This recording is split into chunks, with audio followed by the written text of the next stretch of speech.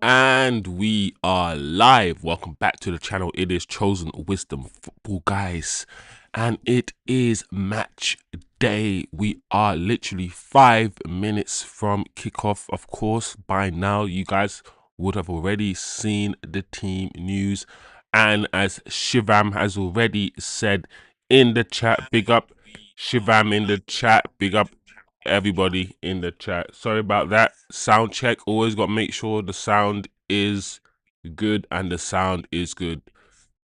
Yeah, guys, no Kobe Mainu, as you guys have said in the chat. No Kobe Mainu. I don't even think Kobe Mainu is on the bench. Let me see. He's not on the bench.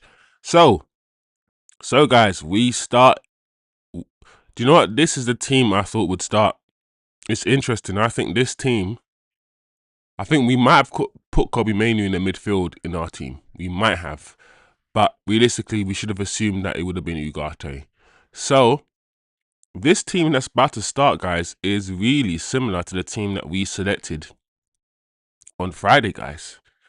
I think the only difference is, I think that Ugarte plays instead of Mainu. But other than that, that is exactly the same team. I wish I could pull the team up that we looked at on Friday. But this is the exact same team that we thought would play today. The exact same team. So we're gonna have Mount and Cunha in the 210s. Yeah. So that's the team that we thought would play, basically. And apart from Kobe Mainu, guys,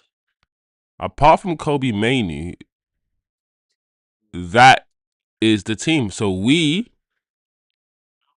got it right. We got the whole team right, guys. So well done, everybody. Well done, everybody. We guessed right on this channel. We knew exactly what he was going to do, and he did it. So well done. We are literally 2-3 minutes from kickoff. So what we saying then, guys? Now that we've seen the team, we're a few minutes from kickoff. We've seen Aston Villa's team. We know Villa's form. We know our form. No Ahmad, no Mbimo. What can we do today? What are we expecting today? What kind of match are we expecting? Are we expecting Villa to have most of the ball and for us to hit them on the counter? Are Villa going to try sit back and allow us the ball and hit us on a counter? Are we going to see two teams who retreat into their low blocks straight away? Or are we going to see pressing from the front? Are we going to see a high line? Who's going to adopt a high line? Or Man United is going to adopt a high line? Can we afford to adopt a high line with the likes of Watkins? The likes of Morgan Rogers, who are quite quick? The game plan today from the manager has to be good. We don't have the players now to rest. We can argue we do. We still do. I mean, losing 2 players shouldn't change that much. If we had a good squad, losing 2 players, you know, if Arsenal lost Saka, they would just bring in Madueke. If they lost Martinelli, they'll just bring in Trossard. That is the kind of squad that you need. We lose Ahmad and Mbumo, and we bring in Dorgu. So it's and Mount. So it's not the same, but let's see what we can do. Let's see what kind of game the manager has asked us to play. We're gonna be playing in a nice little white kit today, people. That little white, purple, lilac kit, which is technically our away kit, right? The black one is our third kit. So I'm like another one playing, you know.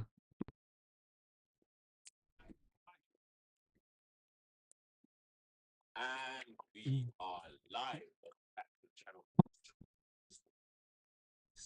Big up Shivam in the chat. We are literally 5 minutes from kickoff, of course. By now, what happened here? Big up Turkish as well in the chat. Johnny, man, I ain't seen Johnny in a while. How you doing, Johnny? Big up Johnny, man. I found out what Kobe's injury is. It's a migraine from having to deal with Amorim's BS every week. You know them ones, yeah? I don't want to start conspiracy theories, but let's do it. I'm joking. I'd be interested to find out what his injury is. It's not the first time, yeah, Kobe Manu has picked up an injury before the day that we all assume he might start a match. It's been another game where we were talking about Kobe Manu starting a match and then he picked up a little knock. And he's picking up these knocks that are just ruling him out of just one game. This is small enough to rule him out of just one game and for him to be back the next game. Look at the ref cam, guys. We got a ref cam today. This is going to be interesting, ref cam. So what kind of game are people expecting? Like I said, are we hoping for a narrow Man United win?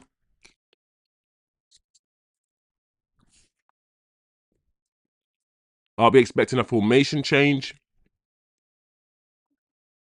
Nope. Nope. I can still see three at the back. I mean, how we start the game is always strange. Look at how most of us are on the right-hand side of the pitch at kickoff. So weird. Anyway, we have kicked off, guys. Let's hope for a good game. Let's hope for a good game, people. Listen, as long as we don't get battered. If we leave Villa Park here with a draw, I won't be annoyed. I mean, it depends on context. It depends on the draw it is. But in terms of going to Villa Park and getting a draw, at this stage, considering how good and how well Villa are playing, it's not the end of the world.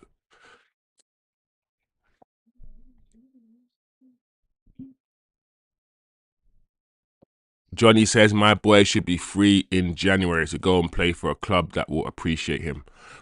I hope so. I think Johnny, at this point, yeah, with the likes of Xerxes and all these Kobe's, at this point, if the manager doesn't trust them to even play one game, or if the manager doesn't think they're good enough to play half an hour or just a half of football, if you're not trusted to play against the Wolves, if you're not trusted to play against the lower teams in this league, yeah, 45 minutes of football against the lower teams in the league. If he doesn't trust you to play, if you can't take Bruno out of just one or two games against low teams, so Kobe Manu can play, then he can't ever play, bro. If he can't play football against the Wolves of this world, the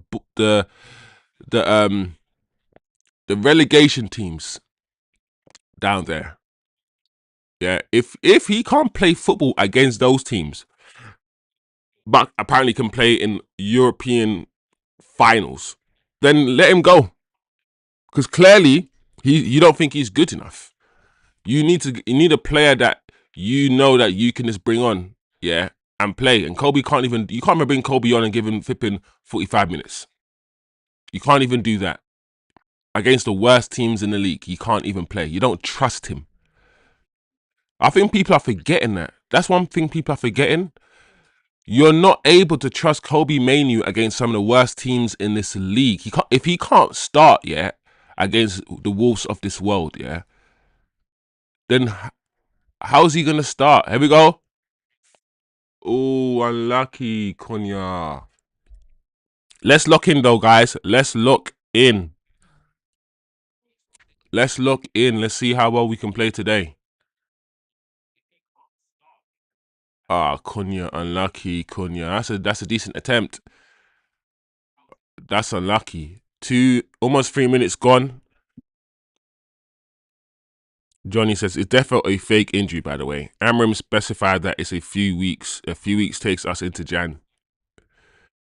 Yeah, I don't. It's hard. It's like I said, I don't want to start conspiracy theories, guys, but it's just so ironic, bro, that he's picked up an injury. And Sesko's also back as well. We never expected Sesko to be back, so I don't know, guys. I don't know, people. Ugarte and Bruno double pivot just gives Villa the win now. Amorim is trying to break another record. We can only hope. That's it, guys. We're all here. We're all here because of hope, right? We know the manager's record. We know what he's about. We're all here because we just hope. Here we go. Oh, we are lucky there. We are lucky. Watkins checked back.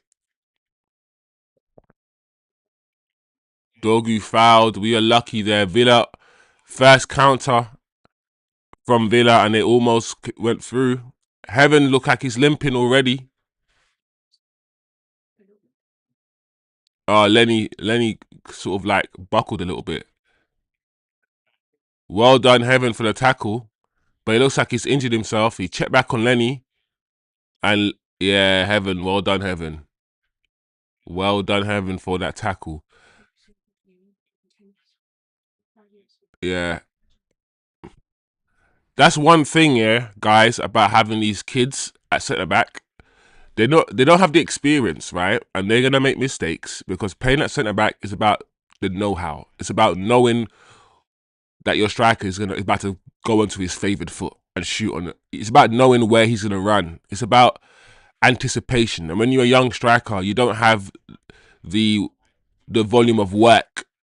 Yeah, you don't have the body of work, yeah, to rely on your experience, to your know-how, because you just don't know a lot yet. You don't know where he's gonna run. You have to wait. You can't really make like the way that Casemiro anticipates loads of things because he just has the know-how. Young centre backs won't have the knowledge yet, but they will have the athletic. These two, Euro and Heaven, we hope have the athleticism to always get back, especially against the likes of Ollie Watkins. So Ollie's like in his 29, 30. Heaven's what, 19? Come on, Heaven. I don't expect Ollie Watkins to outpace you, but we'll see, guys. We'll see.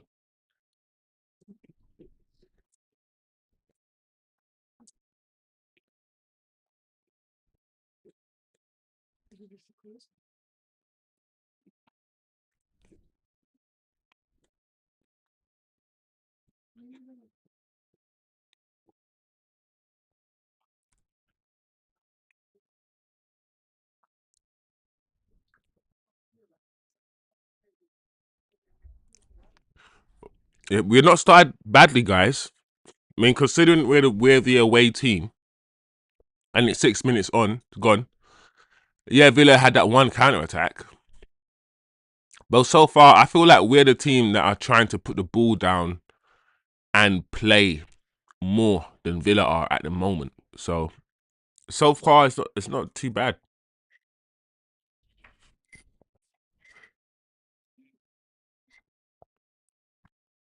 Teabaggy.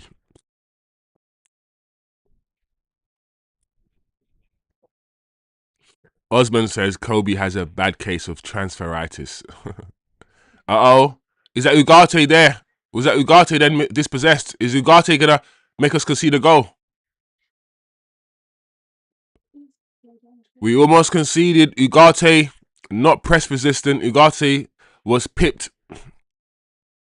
Was it Ugarte? Heaven, look at my space and time. Ugarte is so bad. That pass into Ugarte, yeah, he had space. He was literally between four players in a little square.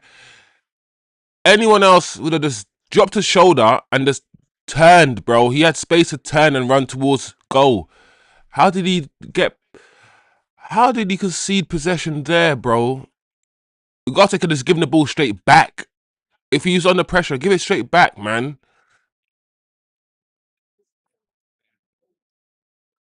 Oh, we are lucky. We are lucky, bro. Okay. So we got a mistake from Ugarte that almost led to a goal. And Villa almost scoring from the corner. Ooh, was that Morgan Rogers at the end with a flick? Yeah, it was Morgan Rogers with a flick. Ooh, we are lucky. That just whizzed past the post, guys. All right, it begins. The Villa onslaught begins. 8 minutes gone. Villa all of a sudden now are looking the better team. Just two mistakes, guys. That's Ugarte dilly dallying on the ball, inviting. Why do? By the way, guys, why do Premier League footballers have this wet patch on their chest? Is it Vicks or something? I'm actually asking this genuine question. Oz, anybody, look at Morgan Rogers' chest, yeah, and look at that little wet patch. Did someone sit on his face last night with his kit on?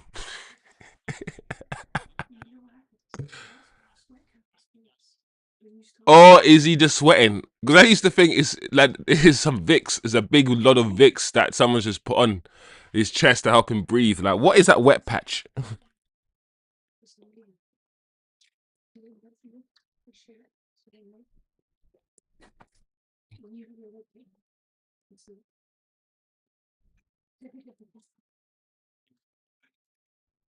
Someone needs to educate me. What is that thing?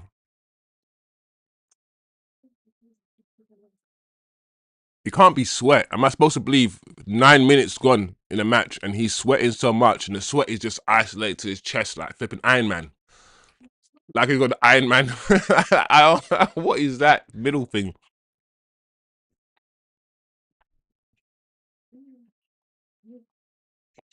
Nah, man, you're trying to chat some shit to me right now. Nah, you're not a scientist. Sit down. No, I don't believe you. Well, to be honest, I don't know. I've asked the chat why some footballers have that Vaseline blob on their chest.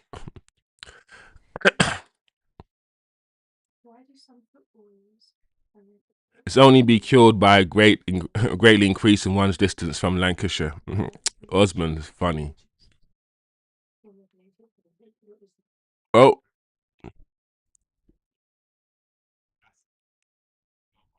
all right. Who's there? Who's up there? Dorgu.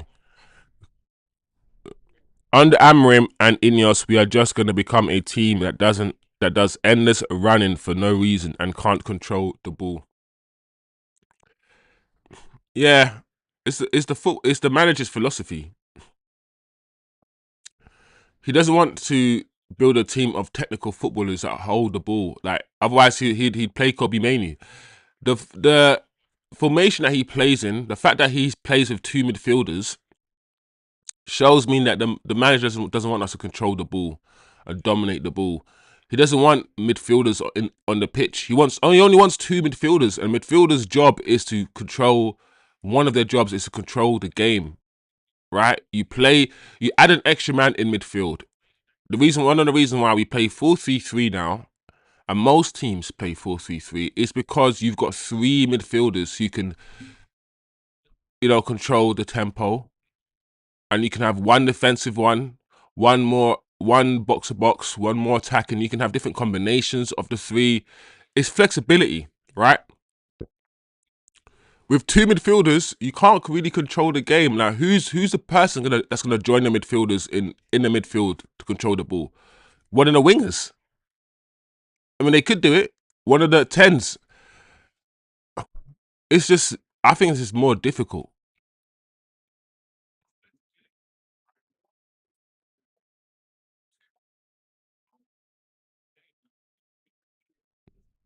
Yeah, that's good press. Even though we conceded the free kick, we didn't allow Aston Villa to get out there.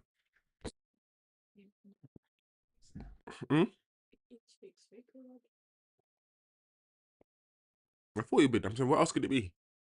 It's cold. It's winter time. You need to breathe. Just put some mix there, and it'll help you breathe.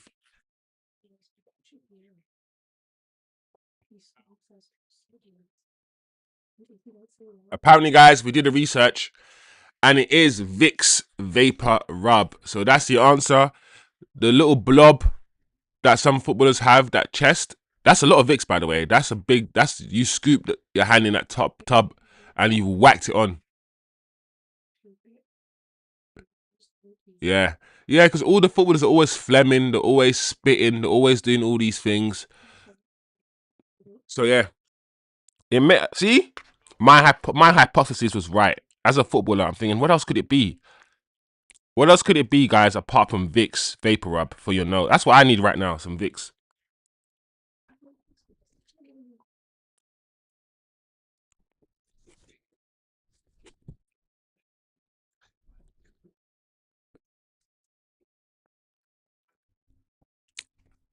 I'm not gonna lie, guys. I forgot that Mason Mount was playing. Mason Mount is one of them footballers that everyone always gets a boner. He has a half decent game, makes a few passes, everyone gets their dick out. He's such a weird footballer. He's gonna be ghost today. Mason Mount's not gonna do a thing today. He's gonna be quiet as a mouse, and then we're gonna totally forget about him.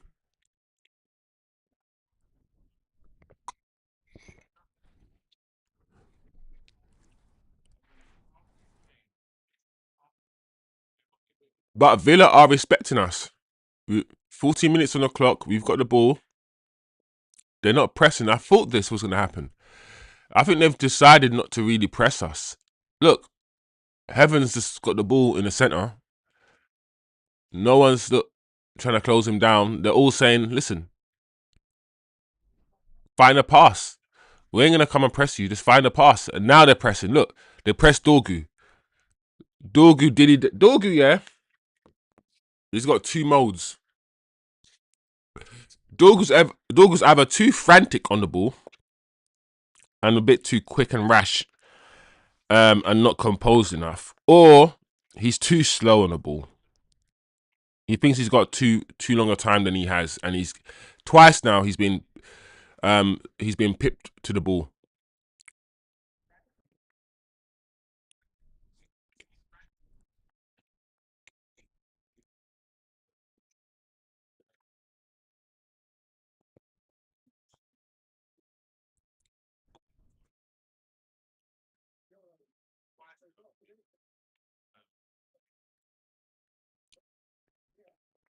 Well done, Sesko. Off the ball running. That's good. This is good from United. Oh, Cunha's touch there was crazy. Well done. Oh, I wish Cunha could see. What's Dorgu gonna do? Dorgu? Oh, Dorgu, man. Dorgu's so bad. Dorgu, what are you doing, bro? Why couldn't you cross it with your right foot?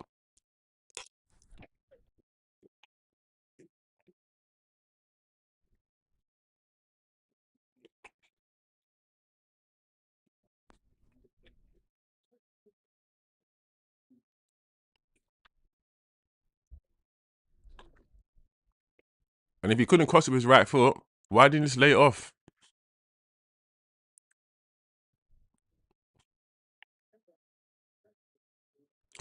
Dorgu sometimes plays football like he doesn't actually know what to do at any given time. Like he's just making it up all the time.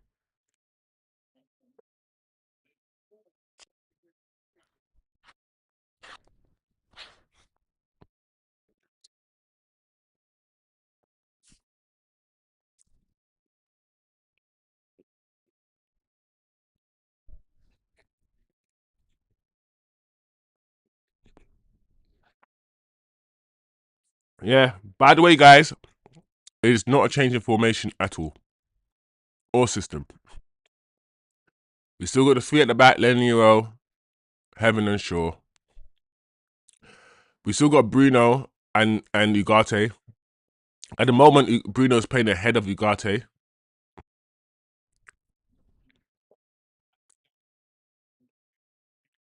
Yeah, man. Ugarte plays like he's scared.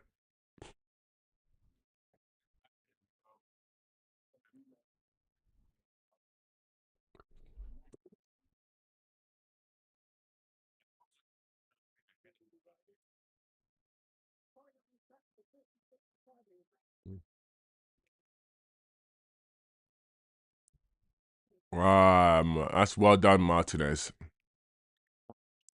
That was well done by Villa when they played it out. They beat our press.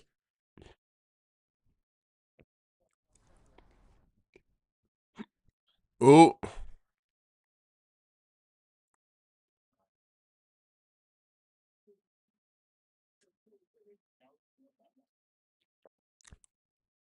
cleared by Shaw.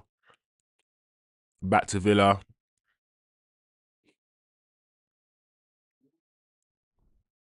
United have retreated back into our familiar shape. Villa have the ball. You can see 5 at the back, the 3 defenders, the 2 wing backs.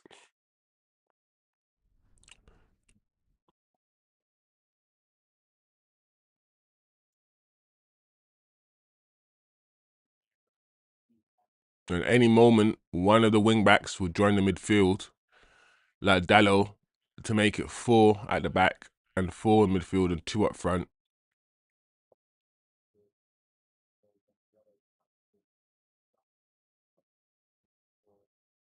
And now Cunha's now at left. So we've kind of changed defensive shape a little bit at the moment. We've now got 4 at the back. We got 4 in midfield, and we got 2 up front with kind of Mount and Sesko.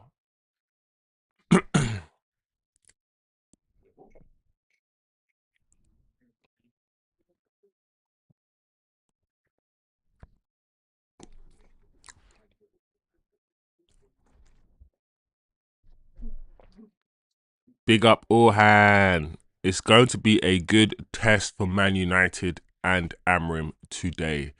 Yeah, I agree. I agree. So far, we've done okay. We've done okay. I think Villa probably slightly have maybe 1 or 2 opportunities more than we've had to do something. But in terms of the territorial advantage, like we played a lot of football or decent enough football in their half, and they played decent enough football in our half. But I feel like most of the football is played in the middle third right now. In the middle third right now is where most of the football is being played.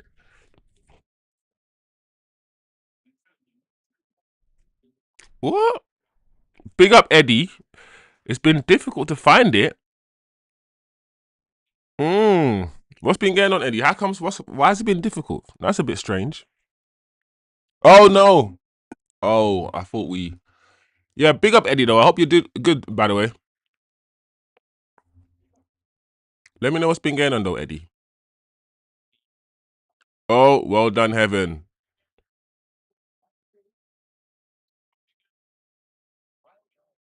Well done, lucky Heaven. No, but I like the fact that the young kid stepped out. Heaven stepped out of the fence, travelled with the ball, with a bit of intent. Poor execution of the pass, but I like that. I like that. Well done, Luke Shaw, stepping out. Uh Finish! Sesko, you gotta finish. What a ball. What a ball into the area. Was it Bruno? Yeah, good pass. Sesko, you gotta finish. Couldn't you lift it, Sesko? The goalkeeper, the ball was bouncing enough. So the ball was bouncing enough for you to lift it. And the goalkeeper came out, man. We need more from Sesko in front of goal. But do you know what? Martinez came out very quickly. He covered the space. So good save. Good save. But that's a chance there, guys. I think that's the best chance we've had this half of football. That Bruno ball over the top to Sesko. Probably was to Mount, but Mount missed it and it went to Sesko. Sesko was through on goal, but the goalkeeper came out, closed down the angle, and he shot straight at the goalkeeper. But yeah, guys, that's the best chance we've had. I knew this game was gonna go. It was gonna be a game that could go either way. I feel like the team that takes their chances first might go on and win this game. We'll see. Sesko's first touch there.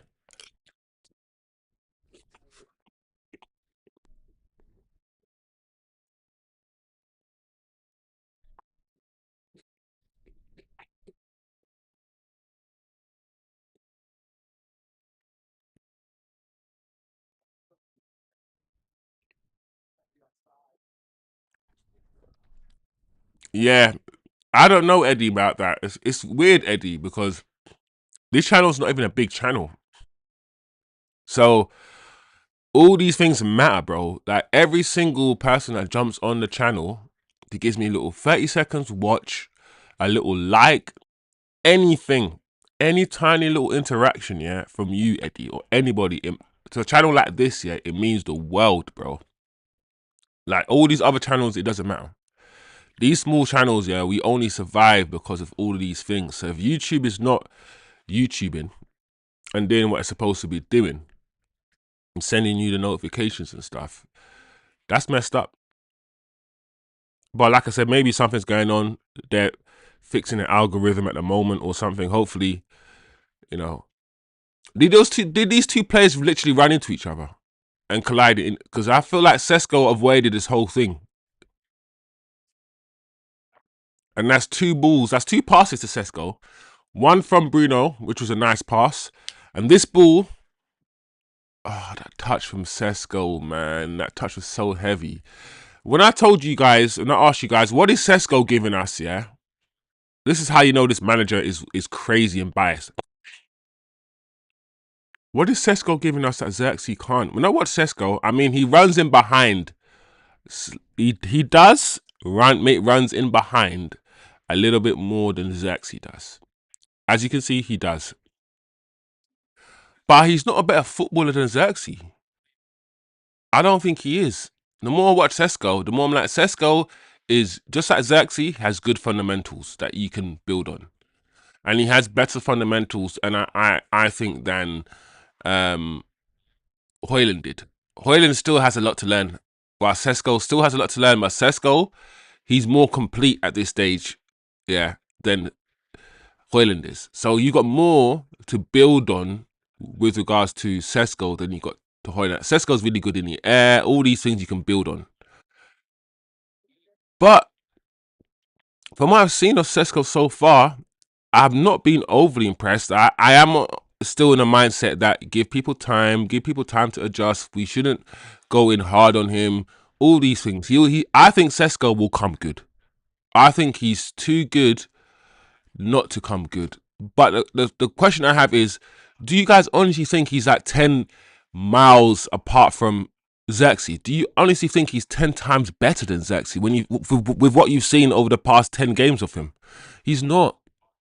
If he is better than Xerxes, let's say he is better than Xerxes, he's not better enough, yeah, to play all the time and never to give Xerxes a game. You know, when one striker is a 8 out of 10 and another striker is a 7, the difference in their ability doesn't warrant Sesko to play all the time and Xerxes to never get minutes. Like, we had 4 strikers under Sir Alex Ferguson, and they weren't as good as each other.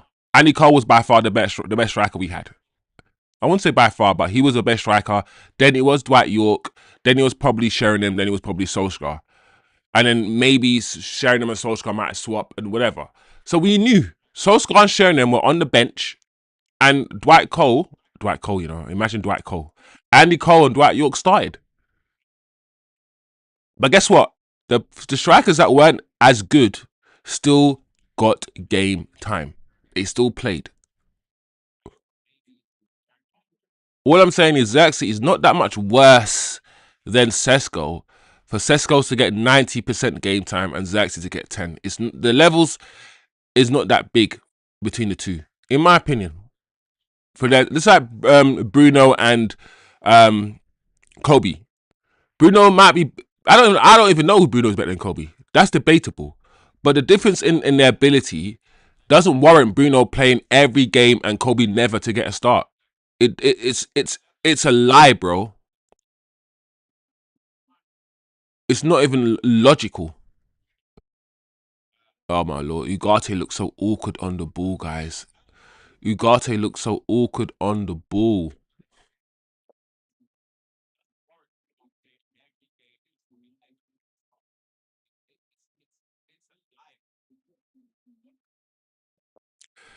Yeah. Villa are.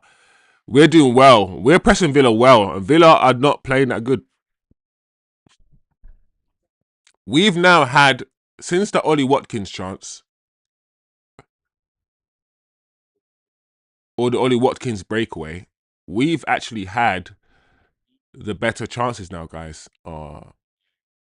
That's a good ball from Heaven. He slipped, but he's still a good ball from Dallo. Look at the control from Dallo. Come on, man. We need. Here we go. Nice. Mason Mount gives the ball away. Villa were lucky there.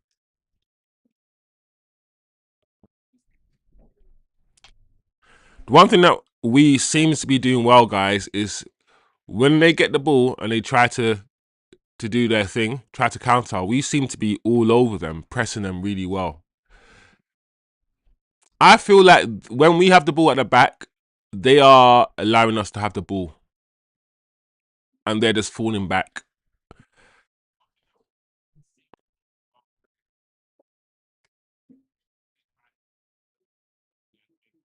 Yeah, half an hour gone.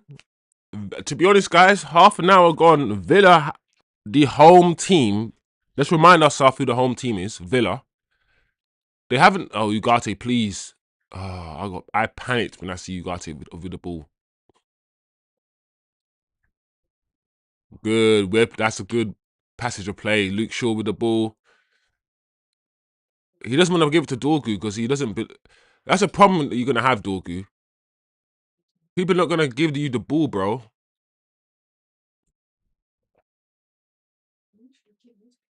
Wow, Ugarte. Look at Ugarte's pass.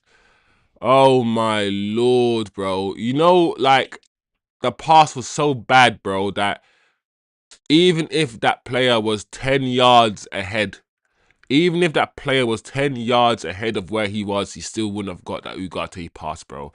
That pass was shockingly so out of. Ugarte is so bad on the ball, bro. Like, Ugarte is one of the worst footballers on the ball I've seen at this club. Can you imagine we went from Paul Pogba in our midfield, yeah, and what's his name? Matic, yeah, to flipping Ugarte and Bruno.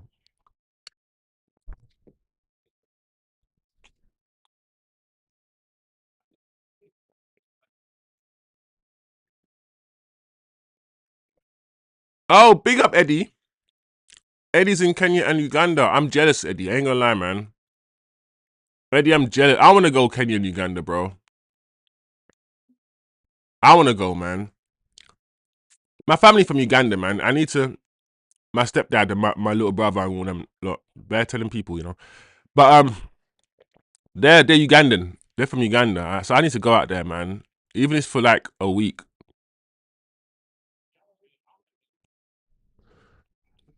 Yeah, definitely. I want to go Uganda and Kenya.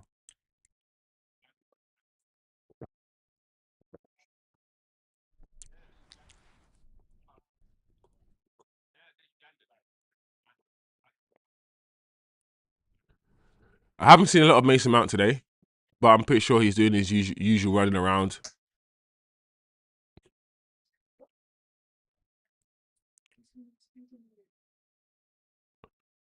That's well done, Ugarte. Ugarte got back, defensive header, but that pass. Who's that pass, Ugarte? Who's it to? Who's it for?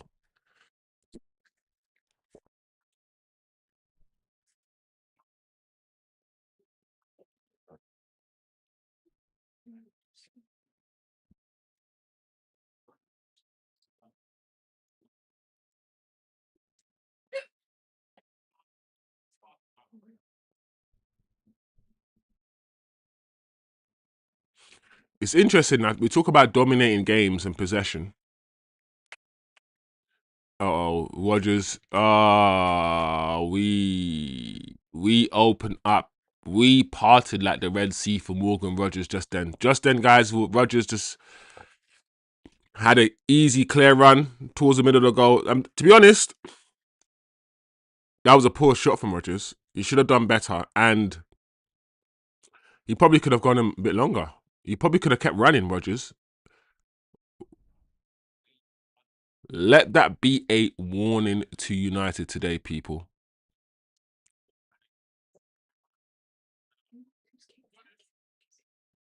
Hmm?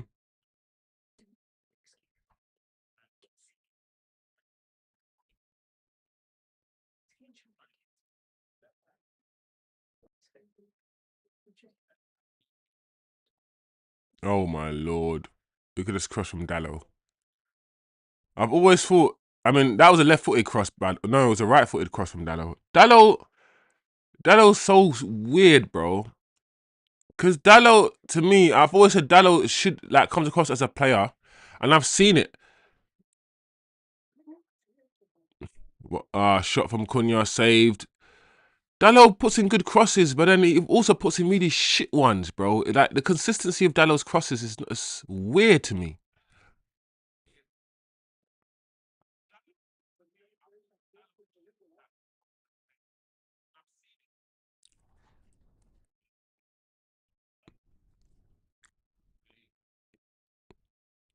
Yeah, it's interesting we talk about possession and controlling the ball, but I'm pretty sure Villa are playing 4-3-3, aren't they?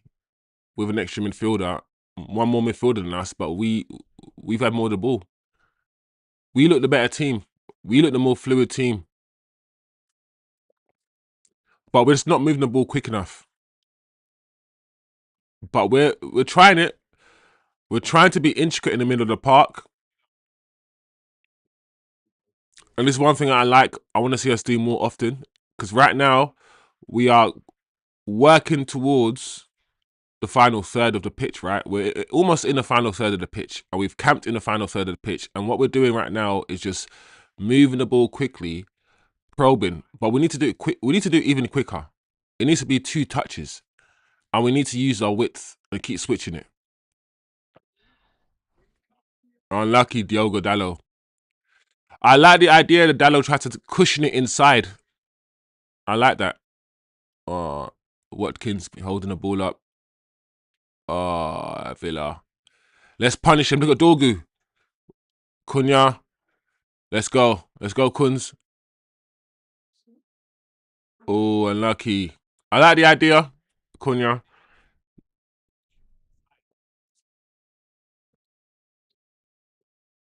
Maybe we just need more than one person in the box.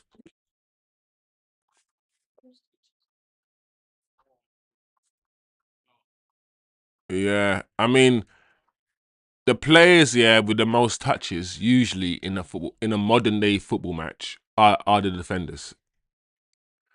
The defenders have the ball so much, they touch the ball so much in a modern day football match. That's why football nowadays, people complain it's not as good, it's not as exciting. It's so system based, it's so rigid.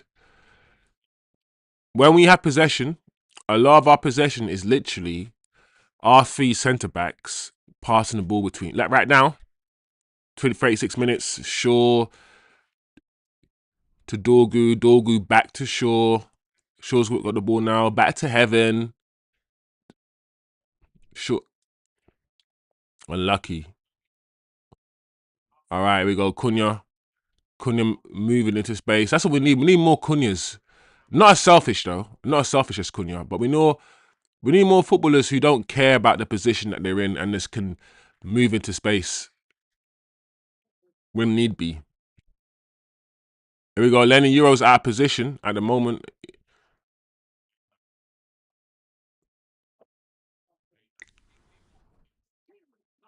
All right, we'll take that.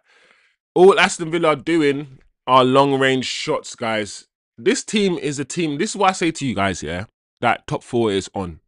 This is a team that's currently sitting, yeah, in one of the top. I'm pretty sure they're in one of the top 4 positions, or there or thereabouts, right? They're playing at home at the moment, and we're not playing our strongest team. Pretty sure they're not playing theirs either. But they're at home and they're not playing well, Villa. They're not really doing much. That's why I'm like, listen, top 4 is there, bro.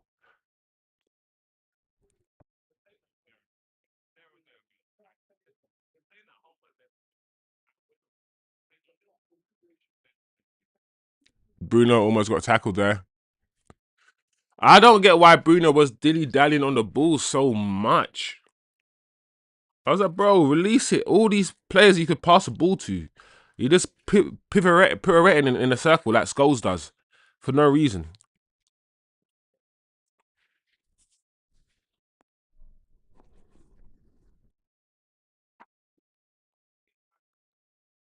That was a good tackle from Onana.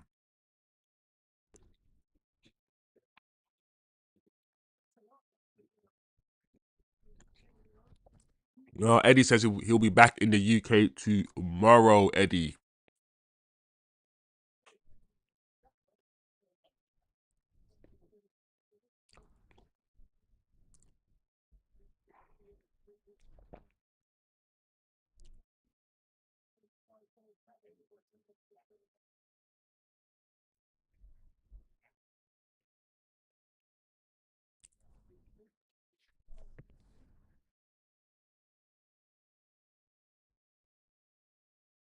So what we saying? That's Cisco. That's Sesko chance is still the best chance of the game, right?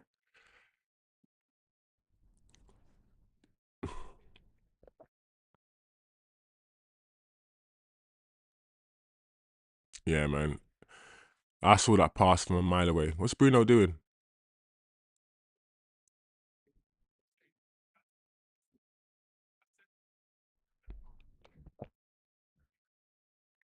Is Bruno injured, guys? He literally just pulled up.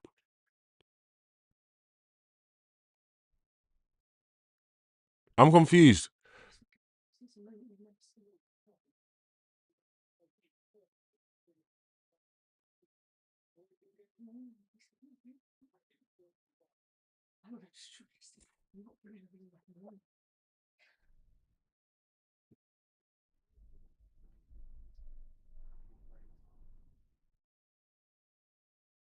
So he's not injured. I'm confused with just now, guys, because it's like if he's not actually injured, because he's continuing, right? Why did he get the ball and just kick it out?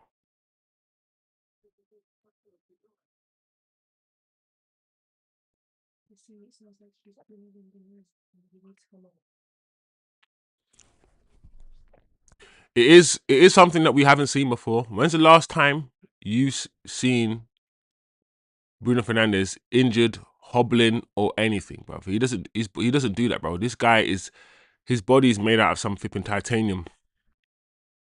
He's got titanium hip, titanium knees,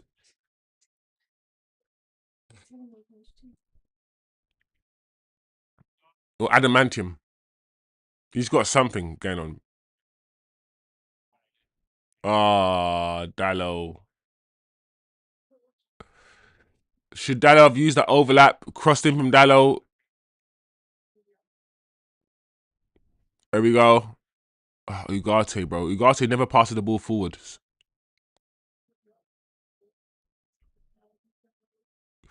It's too tight. Not enough space.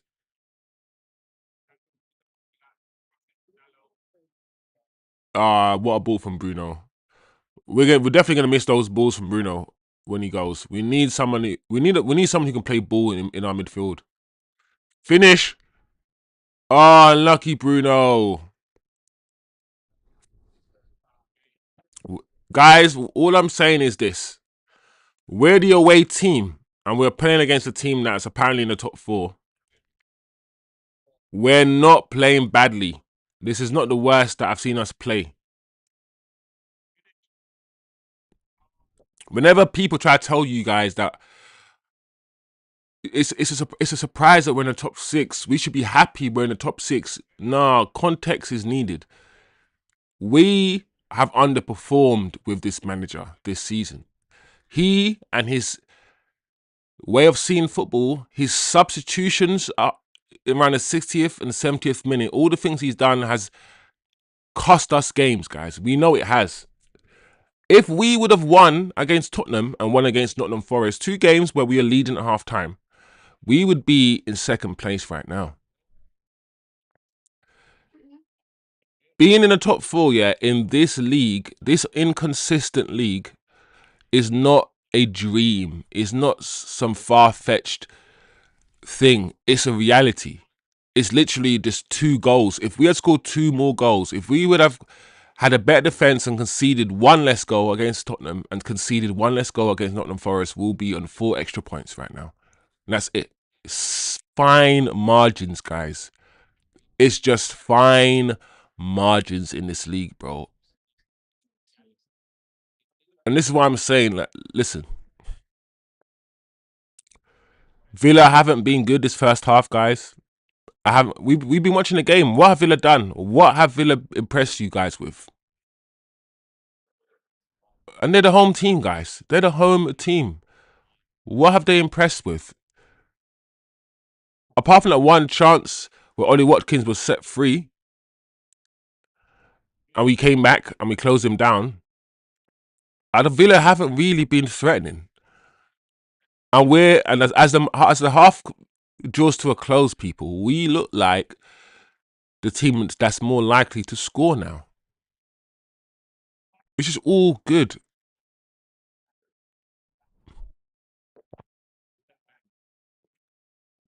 We need to take Mason Mount off. Mason Mount, I don't understand what he's done today. I feel like every time Mason Mount's had the ball, he's lost it. Rogers kept the ball on. Uh-oh. Wow. Wow. Wow. Just when I was saying how we were the better team, all it took was one. I kept saying, keep an eye on Morgan Rogers. The way that Morgan Rogers turned. Oh, man. I knew it. I could tell. I said, we are going to get packed, bro. There's going to be a Morgan Rogers goal today. And the Morgan Rogers goal that scored today is going to be a beauty. It's going to be a beauty. And this goal, oh, my Lord. I don't even know what to say, guys. The fact that he kept the ball in. Look at this. The first touch, yeah, with the ball in the air, like a kung fu kick. Kept the ball in, and then told Lenny, goodbye, Lenny, goodbye. Outside of his right foot. Oh, wow. Wowee. Wowee. Do you know sometimes? Yeah, the goalkeeper's not getting that. Oh, my gosh. The goalkeeper. Let me see how far away. Because he curled out. Oh, my. It was right in the corner, guys. This, you can't get any. Look at this. Look at the ref cam. Who do you blame? I know we want to find someone to blame. Lenny for not being tight enough, but what could a Lenny do, bro? What could Lenny have really done there? Lenny was so close to him. Not tight, but if Lenny was tighter, he would have flipping turned Lenny.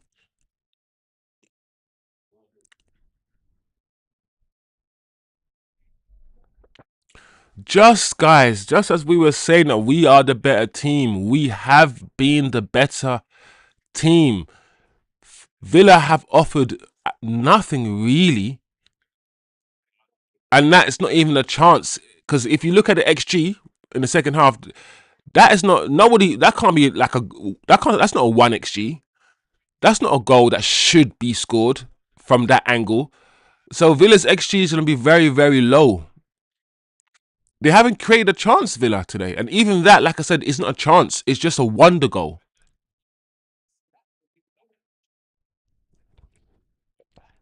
Even that isn't a chance, guys. It's literally Morgan Rogers doing Morgan Rogers things. Morgan Rogers being Morgan Rogers. That's all we saw today. And I knew it. I said, you know what? Villa, the way they're going to get out of this, the way that they might score, they haven't been the better team. They haven't kept the ball that well. But Morgan Rogers. Morgan Rogers. Right now, we don't have anybody who is playing like Morgan Rogers. Like, we have the like Cunha. But Cunha's... one thing I've noticed, Cunha's shooting is not that good. Are we going? Yes! I just said Cunha's shooting is not that good. I just said Cunha's shooting is not that good. And he said, Wiz, shut your mouth. That's what he said to me. He said, Wiz, be quiet. You don't know nothing. And then he got the ball, slap, side netting. Listen, we'll take it. Do you know why we'll take it, guys? This is why we will take it. Their goal came out of nowhere.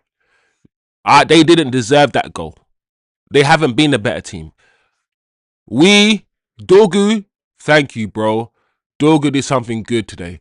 Dogu's had a poor first half. He's been poor, Dogu. But that there, winning the ball high, that's his. Is that a Dogu assist? It has to be a Dogu assist. And that's a good goal, guys. Yes, Morgan Rogers' goal was absolutely amazing. But for Cunha to find a side net in there, that's a good finish. See, I can go into the second half with this result, 1-1. 1-0, that wasn't fair on us, guys. 1-0 to Villa was not fair on us. We have to be honest. We've been watching the game. Villa did not deserve to go in 1-0 up. Sport's not about what you deserve. We know that. But they didn't deserve it. So I'm glad that we needed that, guys. We absolutely needed that, because we know that when we come out second half, we're probably going to concede 2 goals early. That's what we do, right? We start second halves and we concede 2 goals. So another goal would be good. I think winning the first half 2-1, so that when we do concede the 2 goals we usually concede, which is inevitable, we're going to concede in the second half. We lose second half games all the time. So a cushion, another goal very quickly right now, would be very, very, very, very welcome, guys. Because I just know that come the start of the second half, we're going to concede, as we always do. As we always do, guys. And there you have it, people. Morgan Rogers, and we've now did our investigation. We now know that that big piece of wetness, the Iron Man wet chest that these footballers have, we all now know is Vicks Vapor Rub, guys. So they can breathe. When they're not well, they do it. So, mystery over. First half finished. Players are going in for half time. Ruben Amorim, whatever you do in your halftime speech, do the opposite. Because clearly, every single second half, we have lost it. We've either lost or drawn every second half of every game we played, apart from one of them. So whatever you have been saying to them, Amorim, whatever you have been doing so far this season, do the opposite. Maybe do the opposite of what you have been doing, and maybe we might start a second half with our heads screwed on. We might start the second half more attentive, more alert, with more energy, with more drive. I just pray we don't start the second half the usual way and concede territorial advantage, concede possession, and concede a goal very early on. I just pray that doesn't happen. But guys, it's an interesting game. It's been an interesting first half. Let me know, guys, what you thought of that. Let me know what you want to talk about. All of these things, guys. The floor is yours. The channel is yours, guys. Steve said it was a boring first half, to be honest. Yeah, it was very... 2 teams...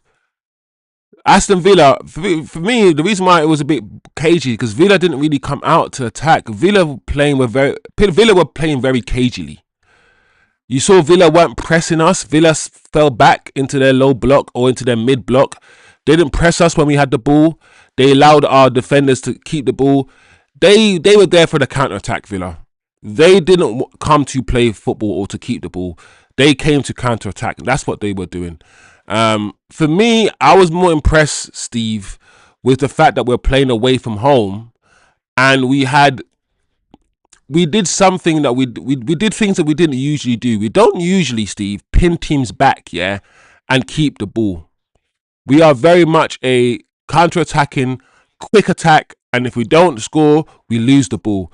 What I saw is some parts in the first half is us have the ball in their half and keep rotating it, keep passing the ball. And we got towards their penalty box and we didn't hoof it. We tried to play 5 yards, intricate football. Cunha put his foot on the ball, gave it to Bruno. Bruno gave it to Mount. We tried to play that sort of short, intricate football at the edge of their box. And it's something that we need to do more of. We need to pin teams back a bit more, keep the ball, keep rotating it. Usually we'll lose the ball and the other team will hit us on a counter and they will score. We didn't really do that much in this first half. We kept the ball in their half slightly better than we usually do. So that might be because we don't have Brian Mbeumo, and Brian Mbeumo loses the ball a lot. It might be because we've got Mount. We've got Mount as a 10 and we have Cunha as 10s, and they're both footballers who like to keep the ball. Cunha likes to keep the ball, even though it's a bit maverick. And Mount is not like Brian Mbeumo. Mount is not going to run with the ball or anything. So Mount is always going to try to keep the ball. So I think we've just got We've got less expansive players on the pitch and more players who want to play safe anyway. I haven't been impressed by Ugarte, guys. I think we all have different opinions on football, guys, in this channel, on this channel, and that's why I like this channel. But I think we can all Man United fans, regardless of the channel you watch, regardless whether it's United Stand, United View, Upside Down View, United Strand, Stretford Paddock, whatever, I think we can all agree that Ugarte's time at Manchester United might be, I'm going to try to be polite and try to be nice, might be coming to an end. I struggle to see what he gives us now. Like, even off the ball, the off the ball thing, yes, he still runs around, but Ugarte is, he chases the ball. Casemiro chases the ball, but Casemiro will also just shield the back four. And you know how Carrick didn't always chase the ball and didn't always tackle you? Sometimes Carrick fell back here and covered the space. Sometimes Carrick blocked the passing lane, so stop you from passing it through. With Ugarte just engages. He goes and tries to win the ball. He's almost not a DM himself. He's almost like a Kante, but like just not as good. Because he's not somebody who can pick the ball up, Ugarte, from the back four, and he's not somebody who's press resistance. And I feel like DMs, most of them are press resistant. Most of them can pick the ball up from the back four. Ugarte is not even that. Ugarte is just a ball winner. He runs around to try to win the ball. He engages. That's what he does, but he's not good on the ball, or not that good on the ball. We want Ugarte to do more. Sometimes he has the ball and you're seeing an attacker make a run and you're thinking, go on, Ugarte, clip the ball over the top, and he just passes it 5 yards sideways. He's seen the pass, Ugarte. He's actually seen the pass. He's seen the run, but he physically can't make the pass. It's not in his locker. It's not in his repertoire. So he has to then go short and play it safe. And that's not good. We want a DM who does all the DM stuff, but is also able to make the pass if he needs to. That's what we want. That's why Casemiro is so good, because Casemiro can actually pass the ball. Casemiro can find the pass. The difference is Casemiro is not as mobile as Ugarte, but clearly the manager has said, you know what, I don't care about mobility. Ugarte can be mobile all he wants. I would prefer a Casemiro who's just much better on the ball. And let me tell you guys, we've seen it now. We've seen enough of Ugarte. He is just bad on the ball. So that's one of the big criticisms of the first half. Ugarte on the ball, I've not been happy with. Mason Mount, he's been a bit too quiet for me. I need him. This is Mason Mount. Mason Mount doesn't influence games until we influence games, if that makes sense.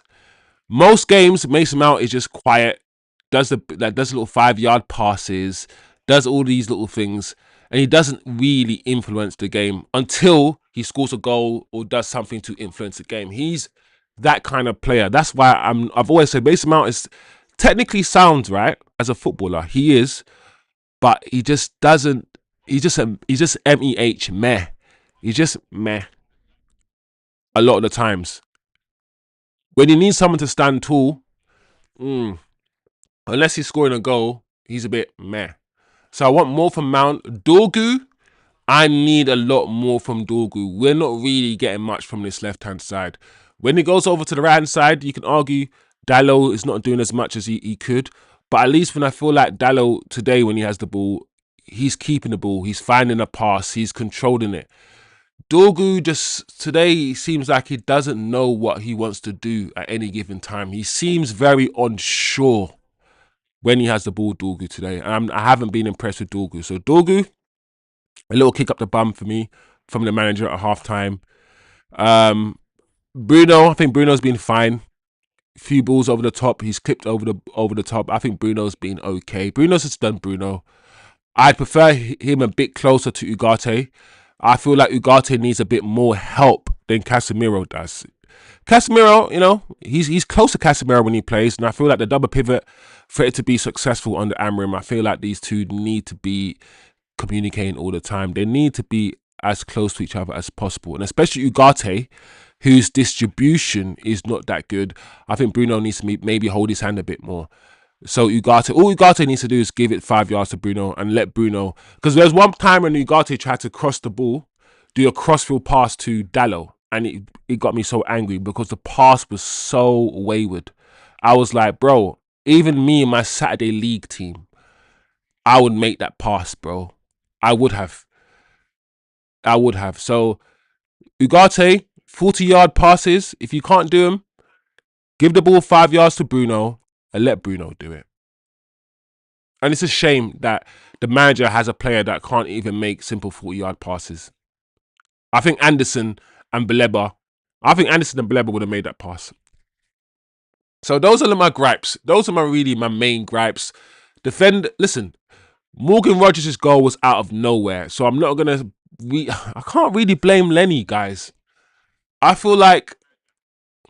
Because even though Lenny gave him a yard to shoot, Lenny was still kind of there with him. And that goal was so exceptional, guys. It was a really, really good goal. So I don't know how much I can blame Lenny. 1-on-1 as well. There's no one helping to double back up on Rogers. And I feel like, other than that, and that wasn't even a chance, that was literally a shot out of nowhere. Individual brilliance. But other than that, we've kept Aston Villa to a bare minimum. We have. So I don't know. I can't really go hard on the defense. I think the defense has been okay today. Apart from maybe, you know, like I said, I want more. I'm demanding more from Dorgu. So yeah, Cunha's had a decent game. We've needed Cunha today.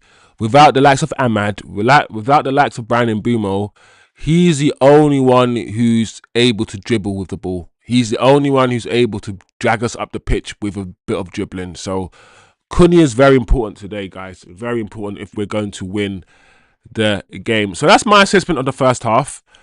I think some of you might be a bit upset. I'm going to read the chat in a second. But I want to put things into perspective and say that this is supposed to be a top 6 team as well. Aston Villa have been doing well. We are away from home and we are the better team, playing the better football. And if we had taken our chances, we would be in the lead. So I just want to add that context and say the reason why I'm not angry is because I haven't really seen too much to be mad about. This is the same Villa team that beat Arsenal. Didn't Villa beat Arsenal? Or didn't Villa beat Arsenal or drew with Arsenal or something? So it is what it is, guys.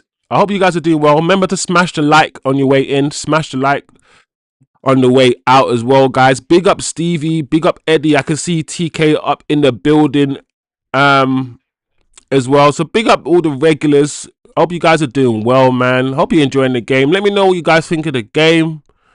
If you agree with my assessment. What are you thinking about Ugarte today? His performance right now? Let me know some stuff, guys. Talk to me. Steve says it was a boring first half. Turkish says shite. Steve says, I'm cooking in fantasy again. Thank you, Make-A-Wish FC again. Oh, no. All right. We're going to have to take a look at this fantasy football as well. Because I ain't going to lie, guys. I haven't changed my team in a while. Also, guys, the fantasy, well, it was usually on screen, but we do have a code for the Fantasy Football League for this channel that we'll try to get on screen for you. If not, the code might be in the description. If you're not involved in the fantasy football for this channel, just get involved. Just get involved, guys. A bit of fun.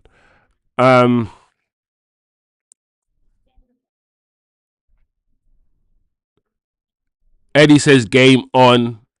Right, we're about to start the second half. It looks like Martin. This guy, guys, let me know about the manager making these defensive changes. I don't think anything was wrong with the 3 at the back. Luke Shaw was fine.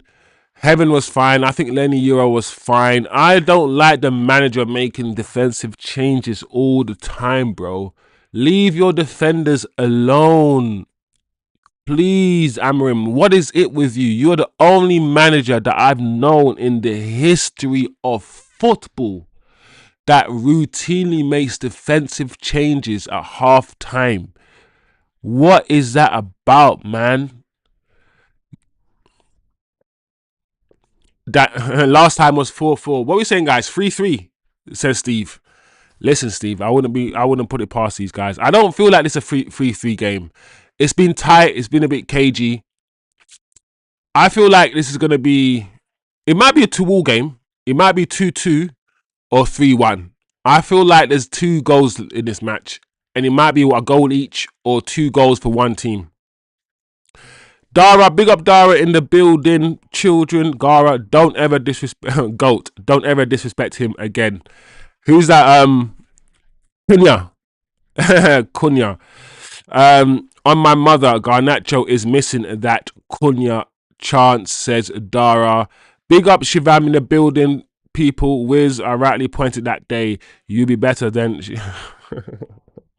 Shivam, man. Than Ugarte. Bro, I've said what I've said about Ugarte. I'm not going to spend the rest of the thing just bashing him, but I'm going to point things out. If I see things, guys, listen, I don't want to get at a player and keep getting at a player. You guys know me. I don't want to do that. But if I see things that I don't like, if I see things that are fishy, a little bit smelly, I will call it out. I will call it out.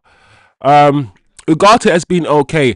I feel like because we've been so good defensively, and Ugarte has also been a part of that defensive structure, we have to also say, listen, it's the same thing with Ugarte. Distributing the ball, passing the ball forward, all of these things, he will tear your hair out. But he will run around, he will cover the space, he will tackle. He will do that. Do you remember his world class pass to Dallo around? Yep. Yeah, that pass to Dallo is, when I saw that pass to Dallo, I couldn't get my head around it. I was like, wow, that pass was so off. But he's allowed a 8 for 6. What? Bruno's injured, guys. We're gonna have Lisandro Martinez on for Bruno. I can't believe the manager is doing this.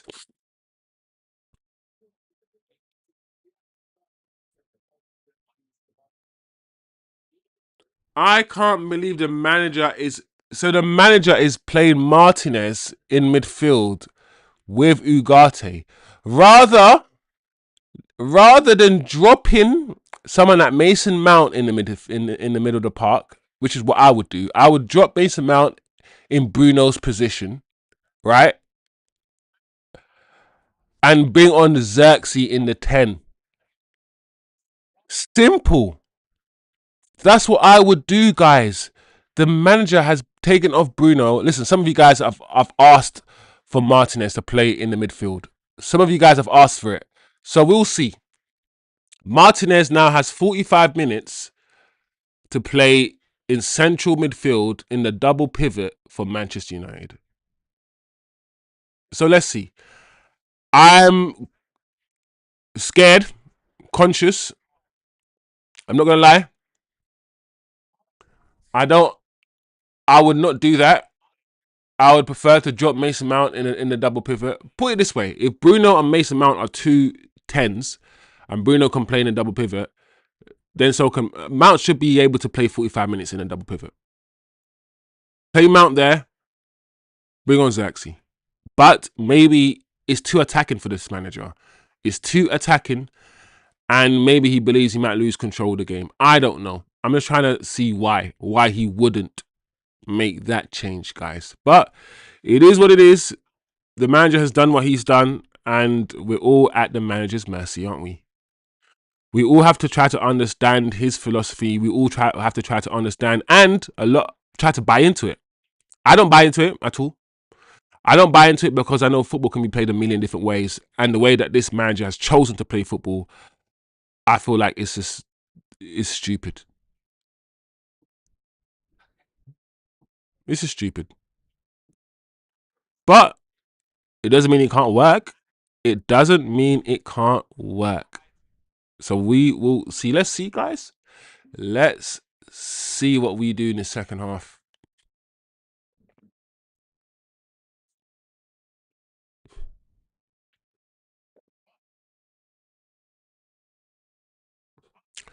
What we might get though is a Martinez who's a bit more disciplined than Bruno in the middle of the park, right?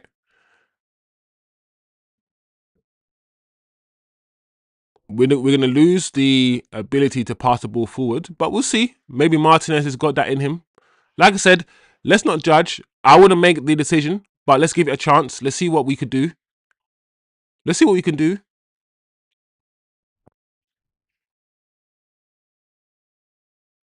Let's see what we can do, people. TK says we aren't a second half team, so buckle up, people. Damn right. But TK, 3 minutes gone, 48 minutes on the clock. We look okay so far. So far, so good, people. Just moving the ball around. Just moving it. And Villa are allowing us to, by the way, Villa are not pressing us. They're allowing us the ball so they can hit us in a counter attack. That's what's happening. Shivam says we just need to pocket Rodgers. And Villa have got nothing. I agree, bro. Other than that, Rodgers finish, bang. Oh, Mason Mount. Oh, lucky Mason.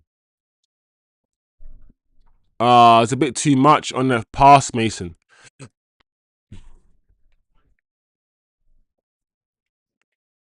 A bit too much on the pass, but also Sesko's not as quick as you think he is.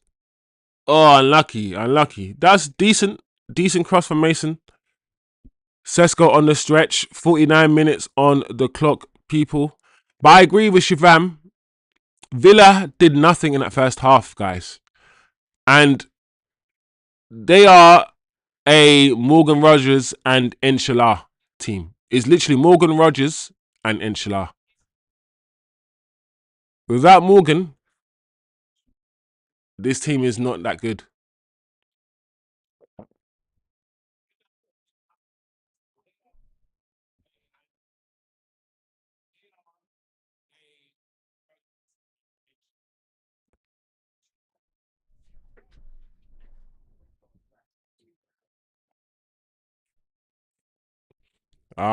TK making money at casino.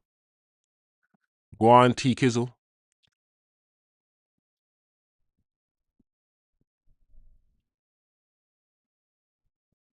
I bet you won't make money betting on United though, TK. Try betting on United, make some money. Oh man. As long as everybody is being responsible with their money in this hard time, in this hard economic crisis, look after your peas, look after your pennies, people.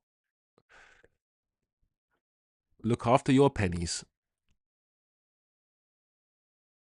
Nice from Villa. This is good.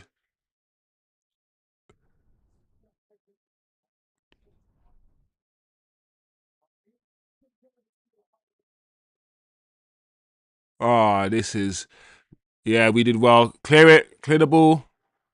Dallo. All right. Oh, my Lord. Ugarte.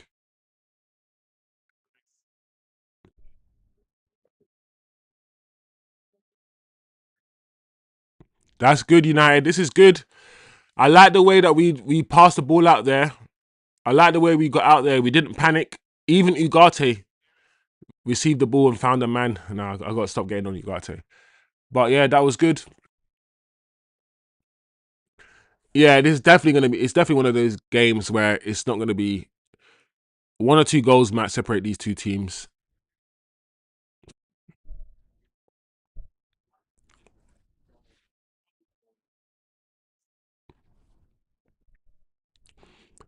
Ivan, Bruno is injured.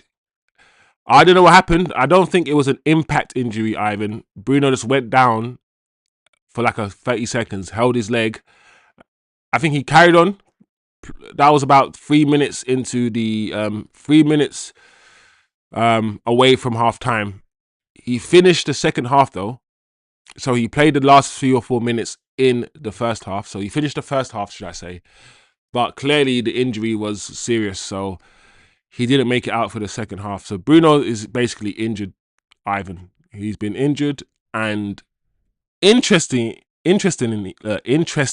enough, Ivan, Bruno is subbed off for Martinez. So Martinez is now playing the double pivot with no Mbumo, no Ahmad, and no Bruno.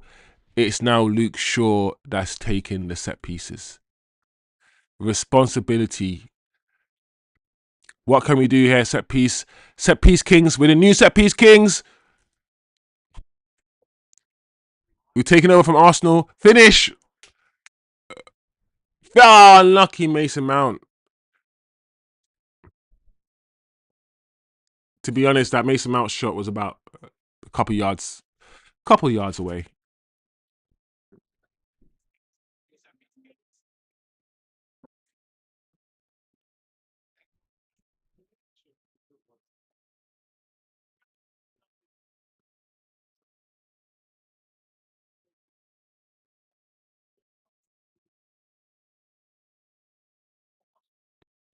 Yeah, good.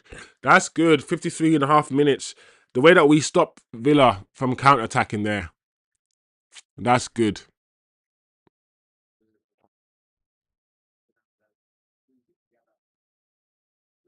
Good, good. Yeah, we'll take that. We'll keep taking that. Give us back the ball, Villa. Like I said, I haven't really been overly impressed with Villa today.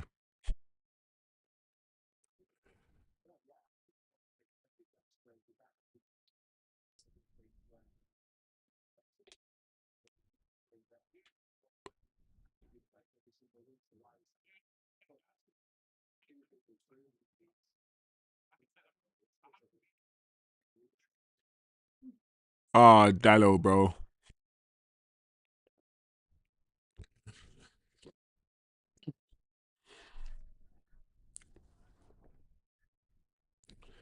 Yeah, man. Big up Ivan in the chat. Don't forget to smash those likes, guys. Help the algorithm. Help more people find the channel.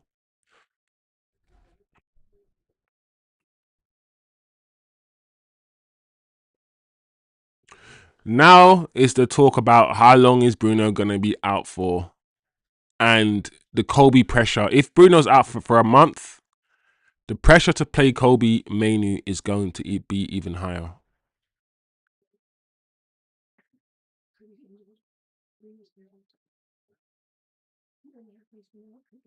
No, Cunha's not injured.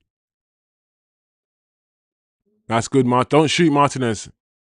Oh, whoa! I said don't shoot. Unlucky.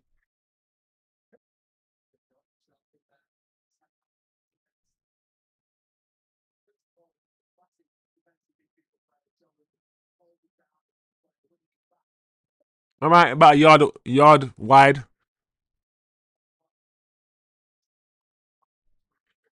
He hit the ball. He hit across the ball.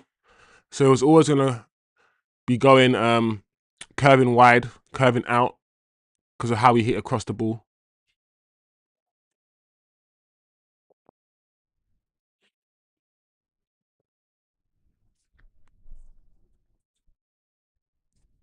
Hmm?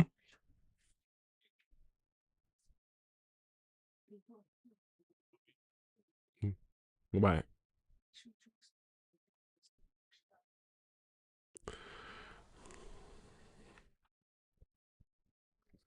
Do do do do do do do do do. 56 minutes on the clock.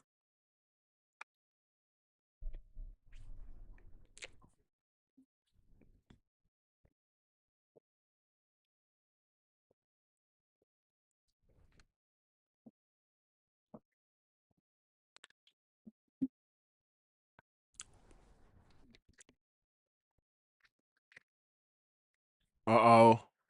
Behind Tillemans.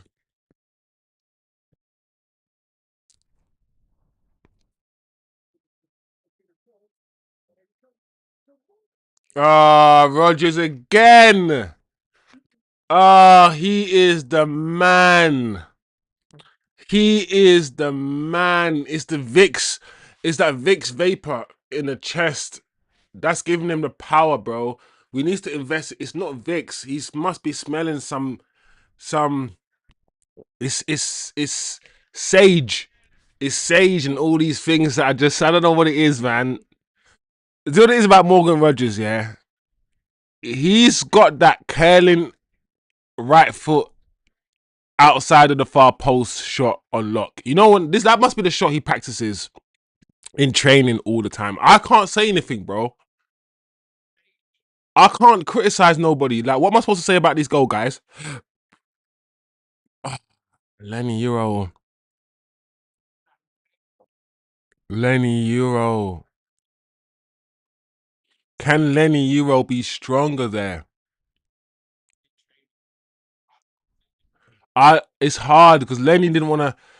Ah, what are you guys saying? Because once again, I'm looking at this thinking it's a, it's just a fluke, bro. I don't know. Could the keeper do better?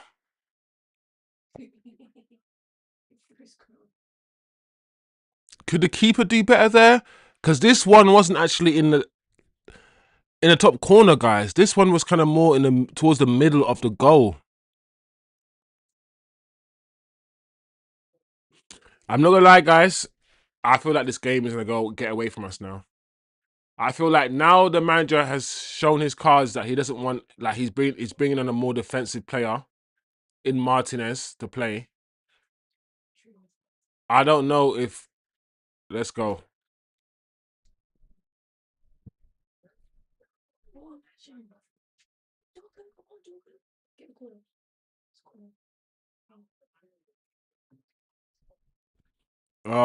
Dogu. I thought that was gonna be in. I thought that was gonna be in. All right, guys. What are we saying? Because the game, we did say it might not be a 3-3 game, but the way that it's hotting up now, the game's hotting up now.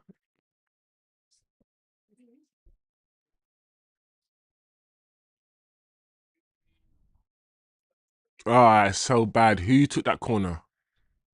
Cunha.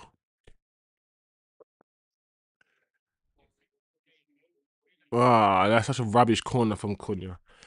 Oh, what a game of football, guys. What a game of football. Flipping heck, man. Flipping heck. But we should expect this. We're not a second half team. We know this.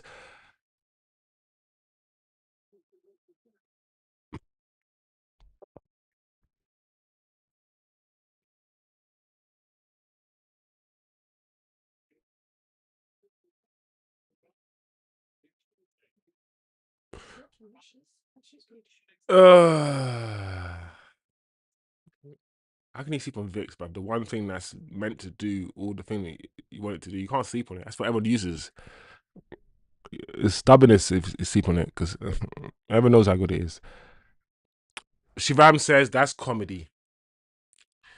It's almost the same. It's a similar goal to what he scored, but just closer.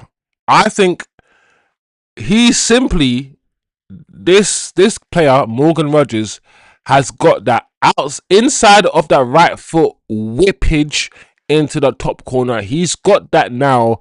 You know how Mo Salah used to always cut in and do that. Morgan Rogers has now got it in his bag. Morgan Rogers has now got it in his bag, so we need to stop him from doing that. So from now on, guys, please show Morgan Rogers onto his left foot. Show Morgan Rogers onto his left foot. The minute he cuts in on his right foot, I need you guys to double up, triple up, do what you need to do.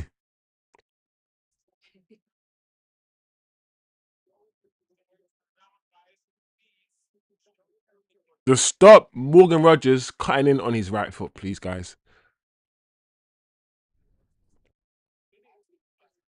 Don't foul him, Dorgu. Don't foul Matty Cash. Yeah. I hate when. Oh, oh my lord, Luke Shaw, bro. That's when I say don't foul. You don't need to foul them.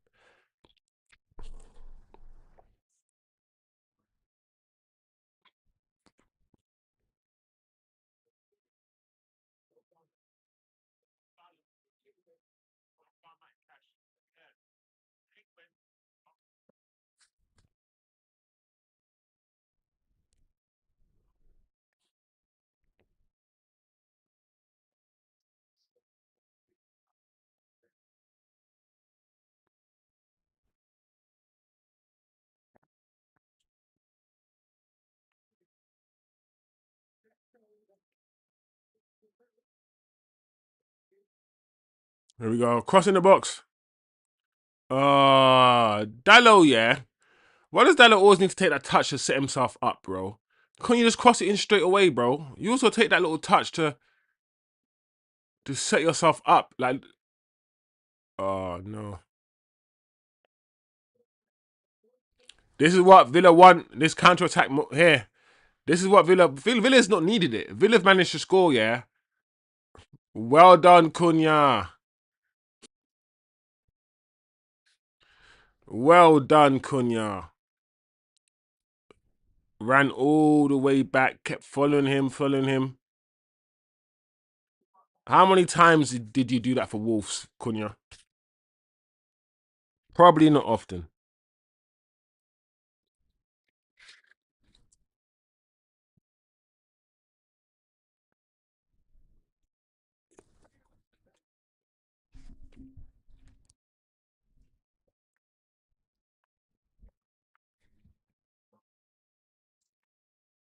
Corner to Villa.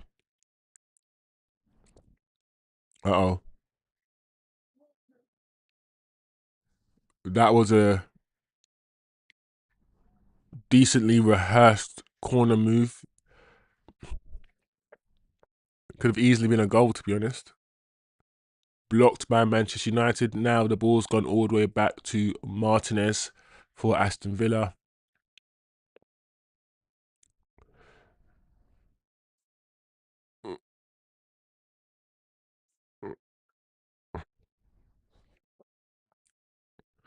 Ugarte's lucky there to win the ball or to win the free kick because he lost the ball there, Ugarte. That first touch, I don't know if he meant that first touch, Ugarte. That first touch away from him.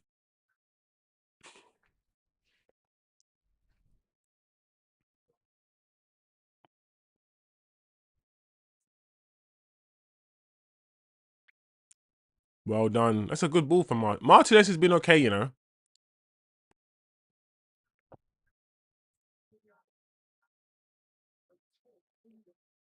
That's the difference between Cunha and Morgan Rogers.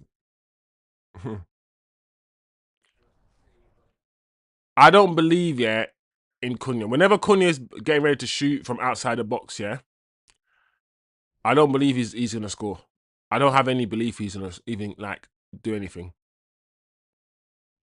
He hasn't shown me. Cunha doesn't have that little power in his shots as well. To be the goalkeeper from far away, you need to have power in your shots. Cunha is, yeah, he doesn't have too much power in his shots. Cunha. Oh, he's offside there. He's offside. Goal ref. Yeah, man, he's off.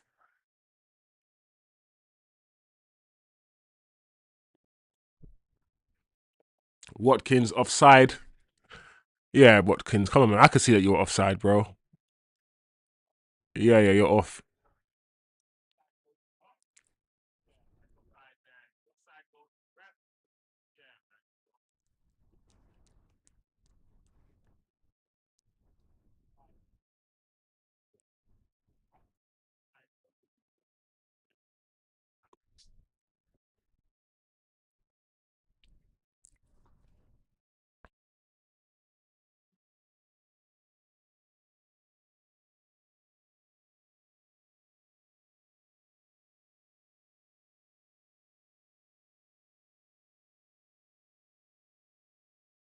Finish!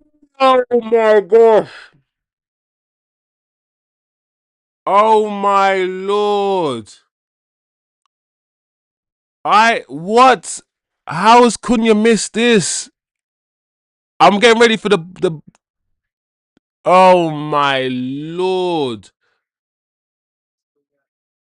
Oh my lord. There is no excuse.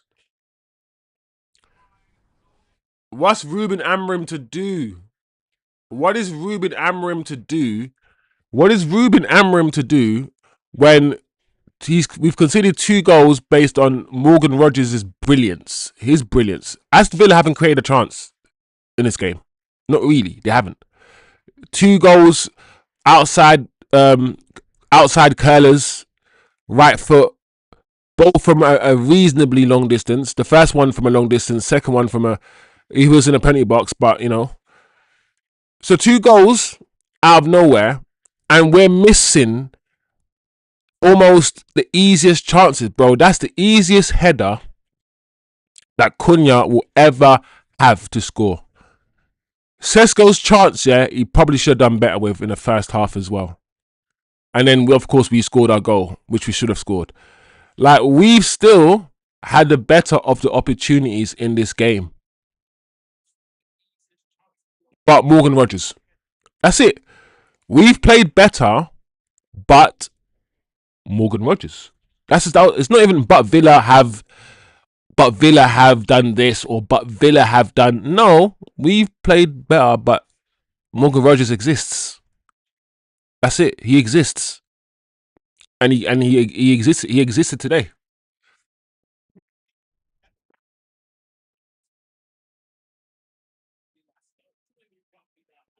There we go. Oh my lord. What's Dorgu done? What's Dorgu doing?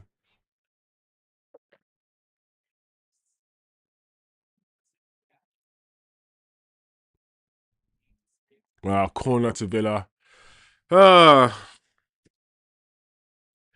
Guys, almost 70 minutes gone on the clock. Heading towards it. 69 minutes.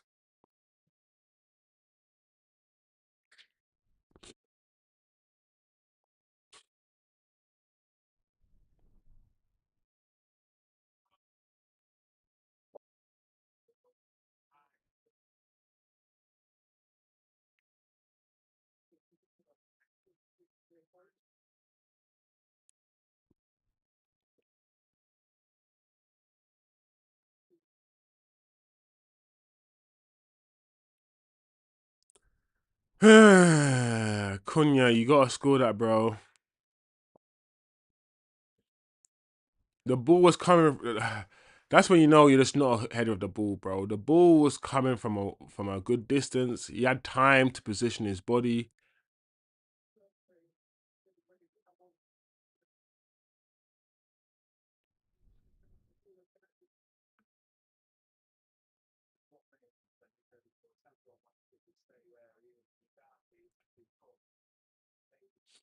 All right, then, guys.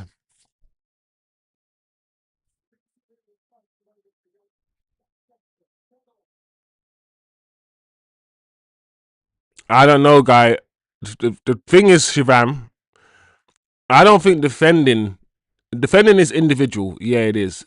But defending will always, for me, be more structural than anything else. We don't have bad defenders, guy. Shivam. We don't have worse defenders than Aston Villa. That's why I want to keep making you guys understand. Like, we're not getting outplayed by Aston Villa. It's not because our defending is bad. It's because Morgan Rogers is good.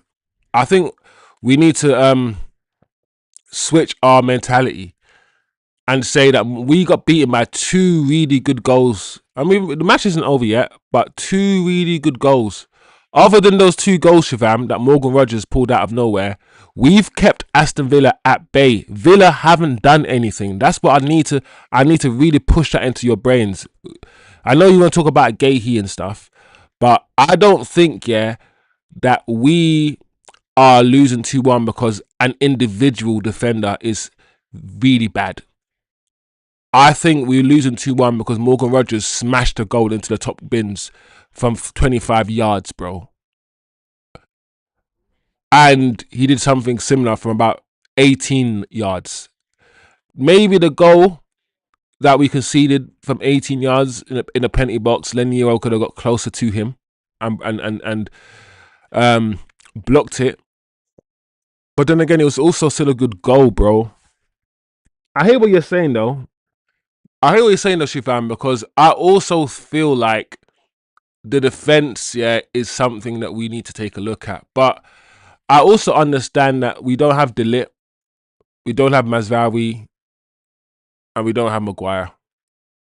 But I've also admitted to you guys, and I've said it many times in the summer, that eventually I think the defense is something we are going to take a look at. We're going to have to reimburse and go to the summer and buy. And Gahey looks good, but I just don't want to do the cop out. I don't want it to be like we're losing because we've defended badly today. I don't know if that's the truth. You know what I'm saying? Like the first goal was just a wonder goal, bro. We defended worse, yeah, in the last game when we conceded 4 goals than in this game. What Luke Shaw was doing, the individual errors, and all these guys were doing was worse than what we're seeing today. Is essentially what I'm saying. Look right now. Martinez has the ball right in the centre circle, and Villa. They're not. I told you, Villa haven't pressed us at all this game. They just allowed us to have the ball and said, "Come and break us down, Manchester United," and then that's it. Then they've hit us in a counter attack.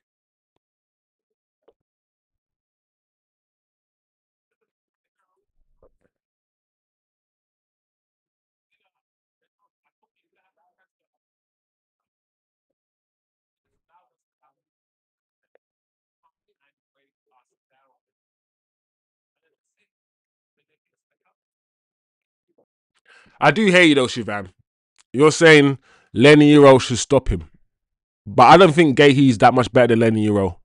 I think if Gahey was on the pitch, he still might not be able to stop Morgan Rogers. Aston Villa beat Crystal Palace. Like, I think that's the point I'm trying to make. Sometimes, yeah, I hear what you're saying. Gahey might have done better, but he might not have. Morgan Rogers could have still skipped past Gahey and smashed it into the top corner. But I hear you. I hear you, though. I still feel like we need to upgrade in defence. I think both can be right. I think you're saying we need to upgrade. Euro should have stopped Gahey, and I'm saying should he have? Like, he's 25 yards away from goal. He's still with him. He was still close to him. Like, you can't block every shot. But I hear you, though. I hear you, Shivs. It's one of those ones. It's one of those ones.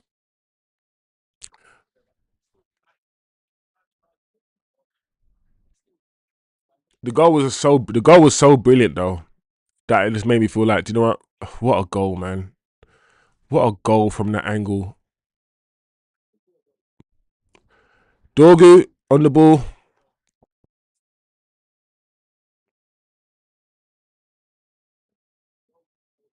So what we got then? We got Xerxes on for Sesko, and we got Fletcher. What we got? Fletcher on for Ugarte. This is so strange, people. Can you imagine a team like this? Fletcher. Oh, this is poor. The game's got worse though. We started the game decently, but the second half, since the manager made those changes, Bruno's come off and whatnot, we haven't done much. We haven't done much.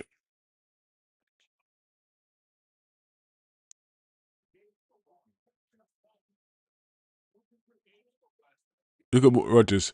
See what Rogers did right there? I just feel like Rogers is good. I don't even believe, yeah, because the way that Rogers is playing and the goals that he's scoring right now, I don't know if it matters who he's playing against. I think that's the point I'm making, Shivam. I don't know if Rogers playing against Liverpool right now with Liverpool's defense, Rogers playing against Palace against Gahey. I don't think it matters who Rogers is playing against. Rogers is just a baller. He's just a baller, bro.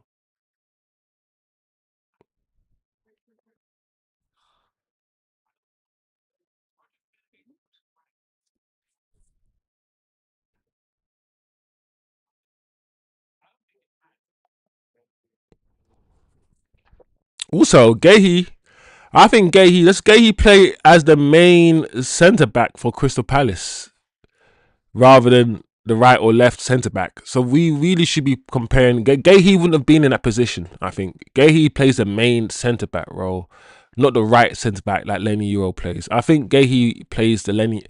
Gahey plays where Heaven plays. So Gahey wouldn't. I don't think would have even been brought out wide.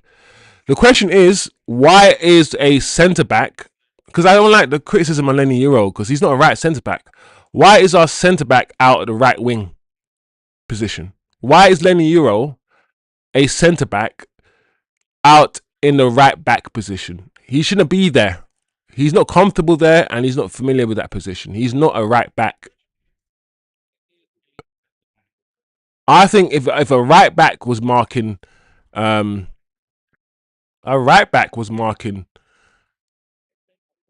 Morgan Rogers rather than a centre back, Lenny Euro will be dragged out there. Maybe it will be better because I don't think any of our centre backs. I don't think any of our centre backs like to be dragged out wide. Oh my lord!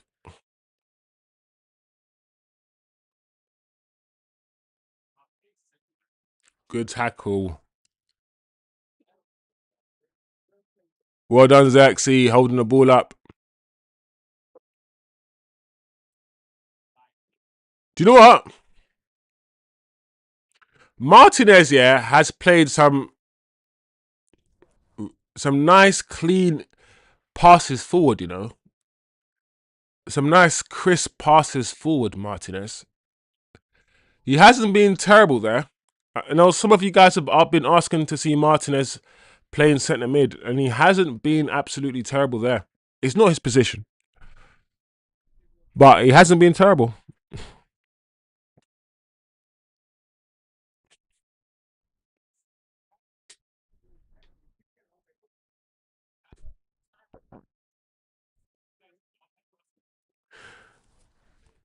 Even Dorgu, he has no clue what he's doing. I mean, how can he be so poor for us and good for Denmark?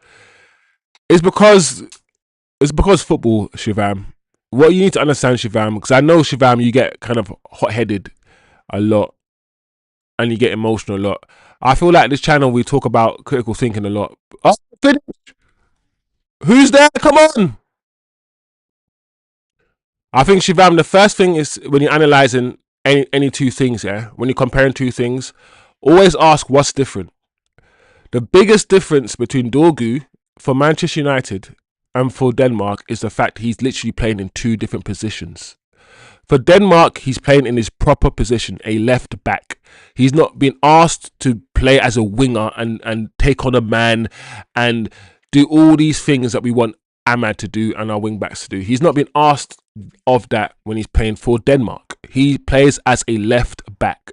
For Manchester United, he plays as a left wing back, which means he essentially has to bomb up and down the whole length of the field. And what's been asked of him in an attacking sense is much different. What's been asked of him in an attacking sense is much different than what's been asked of him from an attacking sense as a left back. You see, he's playing in two different positions, two different requirements, bro.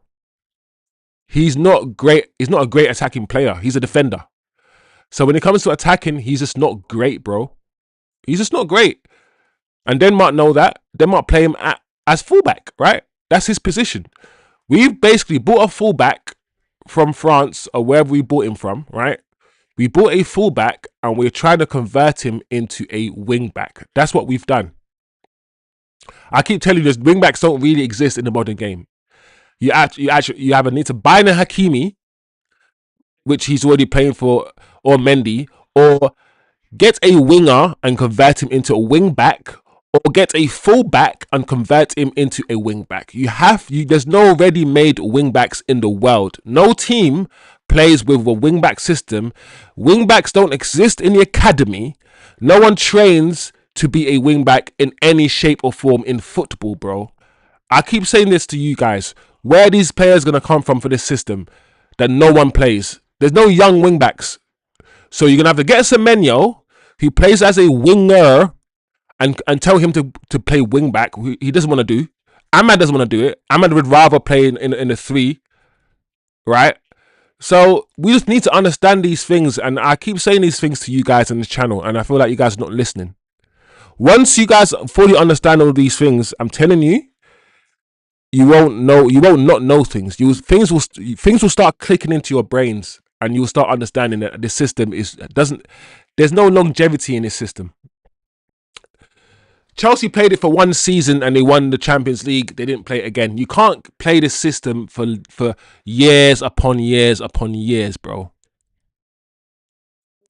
This system is a system you play, yeah, when you come in as a manager and you see that you need to show up your defense and you need to play a certain way. After you play the system for a year, you then move on to your 4-3-3 and you move on to your more expansive systems.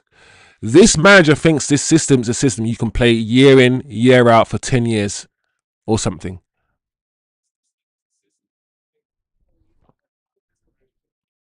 Dorgu just plays a totally different position.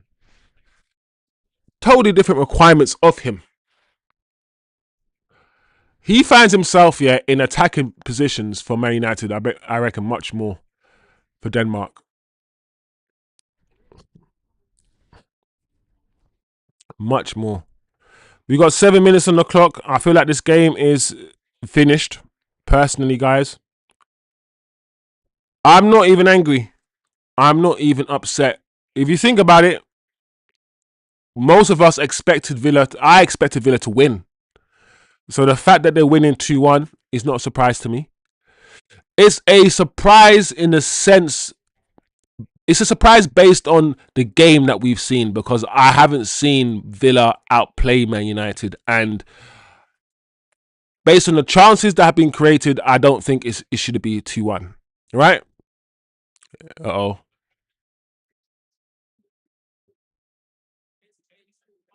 Villa should have done better there. I think Morgan Rogers probably should have passed it.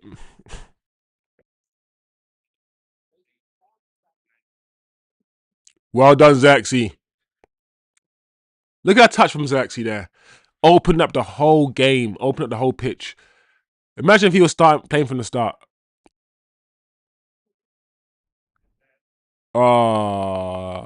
Dorgu, bro. Dorgu, why you gotta be so quick, bro? Take your time. There was no one there. Who were you passing the ball to? Dorgu's not had a good game at all. Oh, unlucky Cunha. Dorgu has not had a good game at all.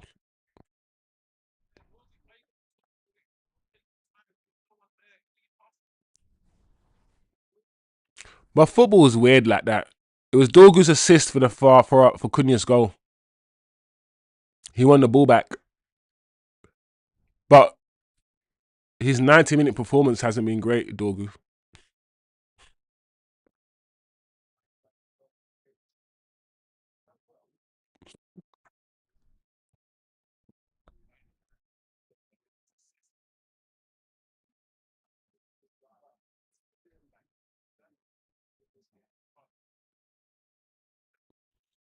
It's a weird game because it's 2-1 and I'm like, the game is there. The game is actually still there for us to do something. It's still there, guys. Look, well claimed by Martinez. Why is nobody on the goalkeeper? Standing like Arsenal, they would have had somebody on the goalkeeper.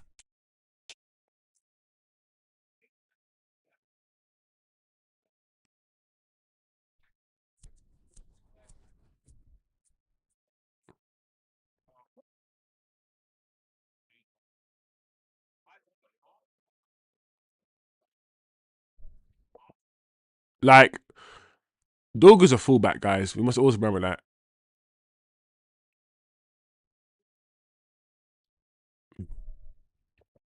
And we don't play wingers. So the fact that we have Ahmad, I keep reminding you guys, the fact that we have Ahmad, we are lucky, because a actual wing back is more in the mode of Dorgu. The wing backs in the world, yeah, when you think about who they are, the Hakimis and the Mendys and all these guys, yeah, they're not Ahmads. They're not skillful wingers. The fullbacks in the world are defenders who can attack. They are more in the mode, I'm not saying they're as bad as Dorgu, but they're more in the mold of a Dorgu than they are in an Ahmad. What you see of Ahmad he is arguably approaching, if we had nurtured him, a world class forward, wide forward, who's been told to play wing back. Ahmad, and we need to get it, is not a wing back. We will never get a wing back in the world as good as Ahmad on the ball. They don't exist. Hakimi's not good as Ahmad. Neither is Mendy. Ahmad is actually the best wing back in the world, because no wing back, like I've said, there's not many teams who play wing backs, right? Not many. And the teams that play wing backs, neither Hakimi or Mendy can touch Amad Diallo. We're not going to get another Ahmad as a wing back. The wing backs that are out there that we're going to get are more in the mode of Dorgu. They are. Let's just be honest. If you're a wide forward like a Semenyo, I'm telling you, you do not want to play wing back. Why was Semenyo, who's right now playing a wide forward for Bournemouth, playing in a forward position, really good? And why would he say, do you know what? I want to go to Man United to play defence. So I really, really want you guys to understand it and get it into your heads. We are lucky to have Ahmad playing wing back, because wing backs in the mold of Amad Diallo do not exist in modern football. They just simply find them. If you could tell me one winger as good as Ahmad that plays wing back, just one in the world football, and I give you guys £100. You can't find them. And the problem is, we want Dorgu to be like Ahmad. He will never be like Ahmad. So I need to know where these wingbacks are. Where are these wingbacks?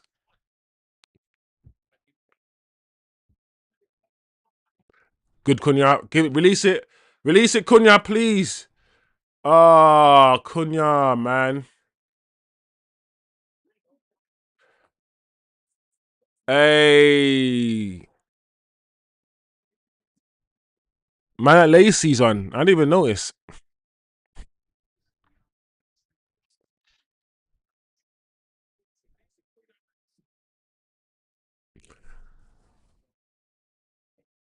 Who did he come on for then? Cunha, Zaxi, Sesko, Bruno.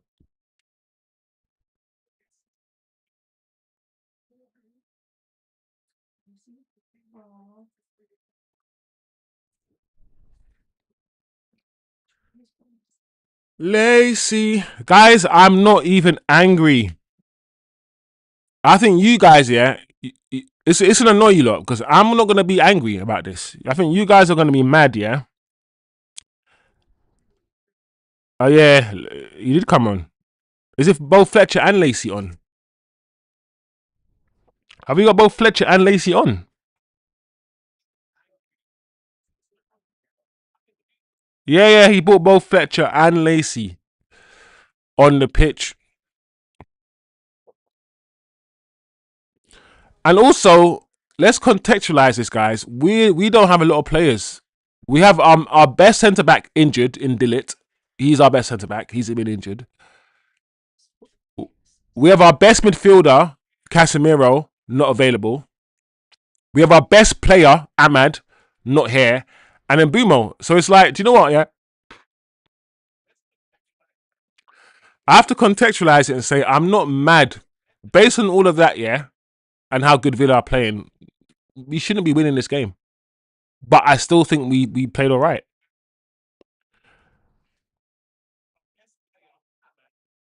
Yeah, I don't think I'm going to be as mad. I don't think I'm going to be as angry as you guys. I think also because I've lowered my expectation a little bit, and I thought we would lose this game anyway. And I thought we'd lose this game 3-1. So, and I don't even think we deserve to be losing 2-1. I think this is a draw game. So, and Morgan Rogers, I feel like Lenny Euro could have done more. I agree with Shivam to a certain extent. Could have done more with the 2 goals, but I think the 2 goals. Oh, unlucky Mason Mount, unlucky. But I feel like the 2 goals were just, especially the first one, was just brilliance. was just absolute brilliant for Morgan Rogers, and there's nothing you could do about it.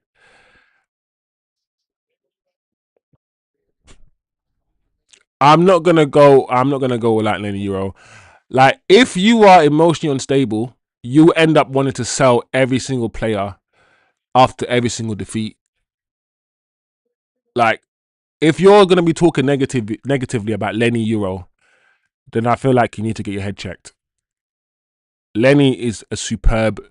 He's superb. He is excellent, and he's a superb talent.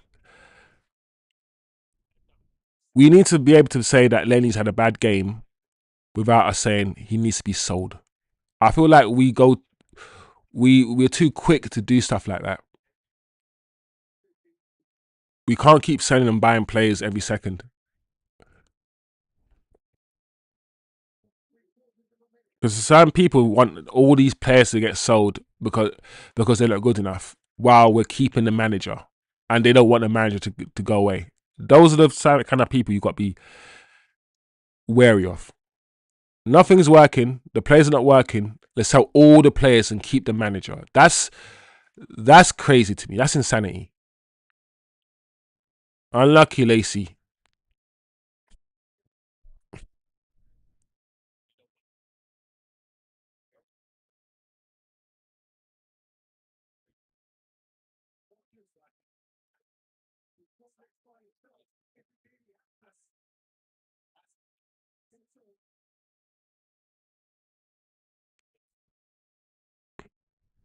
That's it.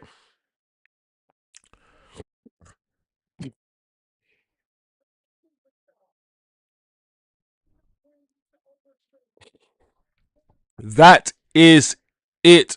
I predicted a defeat, and that is what happened. I'm not sure about you guys. I'm pretty sure Shivam, you have a lot of negative things to say, blaming the players, saying how dreadful this is.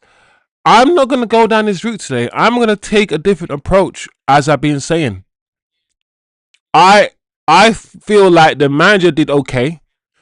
I don't understand I kind of understand the Martinez substitution, but I wouldn't have done it. I would have gone more attacking than the manager did. I would have brought on Xerxes well before he brought him on. I would have done certain things before he did them. But the manager didn't decide that Morgan Rogers should cut in from 25 yards and smash it into the top corner. That is not the manager. The manager didn't decide on that. I hear the argument. Lenny Euro should be closer. He could be tighter to the player. All these things, but when I watch it back, I'm like, do you know what? What more could Lenny Euro do? Morgan Rogers turned him inside out a little bit, and even though he did that, Lenny Euro was still close to him. He was still close to him. The shot was just a really, really good shot. All he took was Morgan Rogers getting half a yard from Lenny, just half a yard, and you don't think, yeah. You do not think somebody getting half a yard, 30 yards out, you don't think they're going to wrap it into the top bins. You don't think that. That's why the first goal, even though Morgan Rogers got half a yard on Lenny, I'm not going to fully blame Lenny. That goal was just a magnificent goal, bro. We can look it back and watch it back. It was a really good goal. He has no right to shoot from there, and he has no right to score from there, and he did it. The second goal, maybe because he was in the penalty box, you could argue, he should have been closed down. He should have been closed down. Somebody should have closed him down. And Lenny, once again, was the closest to him. So maybe you can put the fault on Lenny a bit more, maybe on the second goal, but not the first 30 goal from 30 yards out. I don't know, guys. Like, today was a very weird game. I felt that we started the game well. Let's talk about the game. Let's say on this channel we say what we see, yeah, not how we feel. Let's talk about the game. The first half, guys, as much as you said it was brewing, we are playing away from home against a top four, apparently, Aston Villa side, yeah, who's on form, and I'm pretty sure this side drew or beat. This is not a rubbish side, guys. Away from home, and we were the better team in the first half. We had the better chances. They didn't, apart from the goal they scored, they didn't create any chances. They didn't create anything. The first chance they created, we snuffed it out. it was Ollie Watkins getting put through on goal, and both Heaven and Len Euro dealt with that situation, so he didn't really get a shot off. Then we had Sesko chance. Sesko had 2 shots, 1 or 2 chances as well from Bruno. We were the better side in the first half, and some of the football we played, when we pinned them down, when we played in their final third, when we pinned them back, it was okay. It was decent, guys. It was decent. We don't play good football under this manager. Not usually. When's the last time you watched a game and you said, wow, this is good football? The first 20 minutes against, was it Wolves? Or the last game we Bournemouth. The first 20 minutes against Bournemouth, right, was probably the best football we've seen under this manager since he's been here for a whole year. Against the Aston Villa side away from home, to have like 55-60% possession and to have the territorial advantage that we had in the first half, I don't think was bad. I don't think it was bad. So it was a very weird game. I know you guys are going to be angry and are going to want to blame this player and blame that player. But this game is a weird game where the team that won today, Aston Villa, weren't the better team. Second half, the game drifted away from us. The second half, we had to take Bruno off. Bruno was injured. And then to take Bruno off and put on Martinez, that's a big call. That's a big shout from the manager. Because he could have pulled Mason Mount back into Bruno's position. Because Bruno and Mason Mount are similar in the way that they play. So if Bruno can play double pivot, why can't Mason Mount? You could have put Mason Mount back into that position and then put on Xerxes in the 10, Xerxes, Cunha and Sesko, but he decided to bring on Martinez. And listen, you guys could argue whether that's right, wrong or right in the chat, but Martinez wasn't bad. Martinez is never going to offer you what Bruno offers you. He's never going to do the things that Bruno does, but he's going to be more disciplined, positionally disciplined. Like, there's a reason also that Villa didn't score any goals in the second half. There was no goal scored in the second half.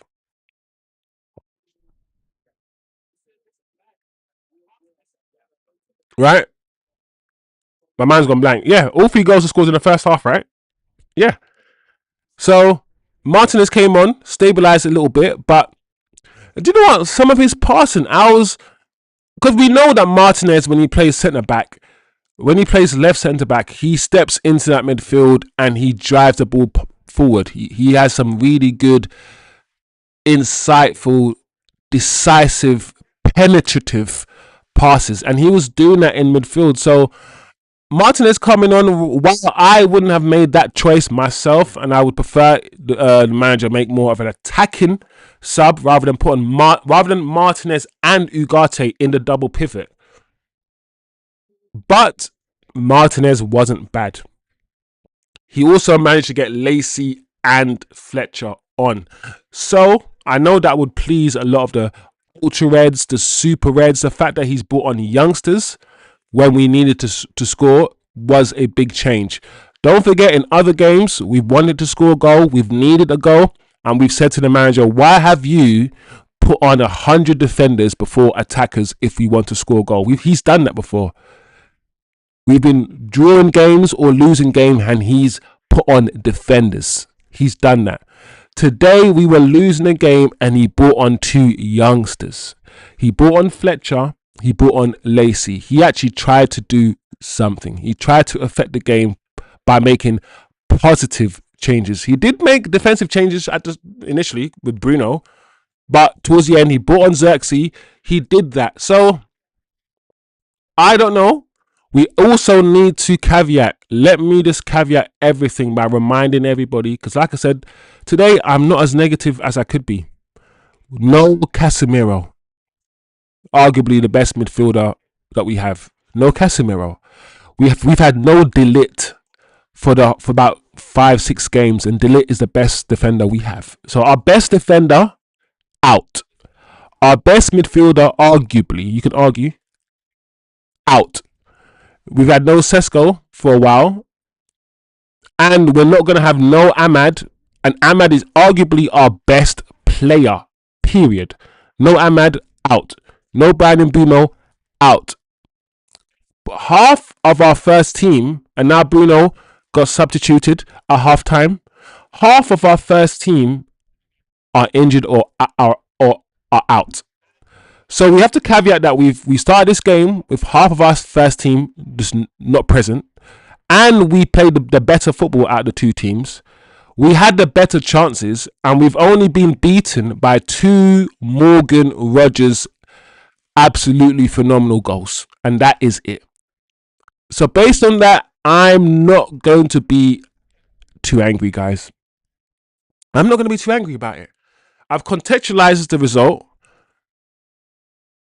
So I've added the context rather than being angry. Oh, we didn't win. Let's add the context. We're missing half our fucking team. Half our team. Half our better players are not here. Our best defender's not here. Our best wing back is not here. Our best central midfielder's not here. Yeah?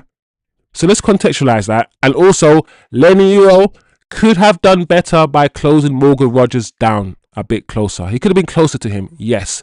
But let's not take away from the goals that were scored today by Morgan Rogers. Absolutely phenomenal goals. Even the goal from Cunha. I spoke about Cunha and his shooting, not having the most powerful shots. But Cunha's goal today was a good goal. And while Dorgu didn't have a good game today, it was his interception that set Cunha up for that goal. So, take everything with a pinch of salt. The good with the bad, guys. I'm not angry today, guys. I know you guys might be. Let me see what you guys are saying. Kind of C says, hammer him out. Steve says, wow, I was hoping for United to end in top 5 this season to see them in Champions League, but this is not looking good for them. Steve says,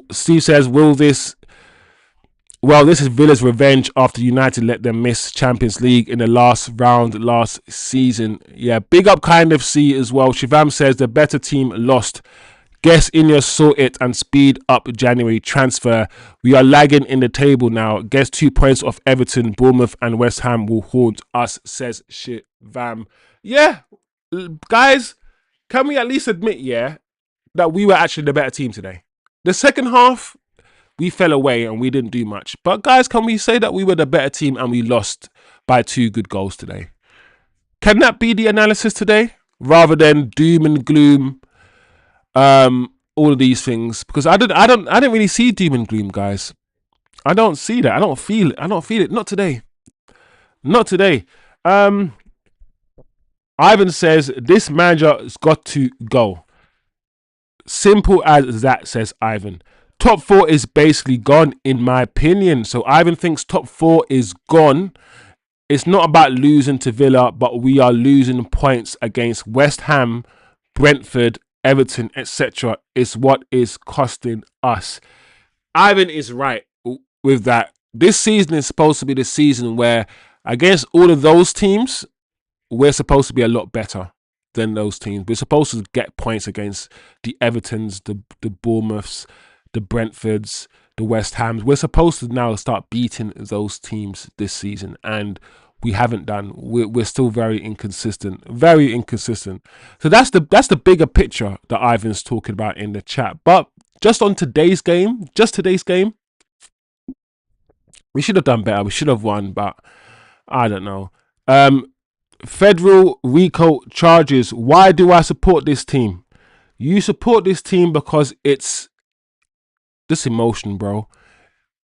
It's not objective and it's not logical. This has nothing to do with logic. Support and being a fan of something is all some religious stuff that we have in our heads, bro. Like, if we can't logically say that we support Man United because they play the best football. No, they don't. Do they play the most entertaining football? No, they don't. Do they have the best players? No, they don't. There's no other walks of life here that you'll support something that's crap. Like, you're not going to listen to music, that's shit. You're not going to go watch a movie unless you've chosen wrong. That's crap. You support any other thing you support in life, that's outside of your emotion is to do with some sort of like reason. Man United don't give anything back to you apart from headache. But we all support it because we're all emotionally brainwashed by this thing. It's got a religious, emotional hold on us, bro. These guys will play shit game after game, and we'll sit here for 2 hours every single week to watch it. It doesn't make any sense. Imagine, yeah, paying money to watch rubbish performers, rubbish singers, rubbish entertainers perform for you rubbish every week. After a while, you'll be like, hold a second, I spend £50, yeah, to watch this woman sing, and her voice cracks in every single note she sings. I'm gonna stop. But we don't. We don't stop.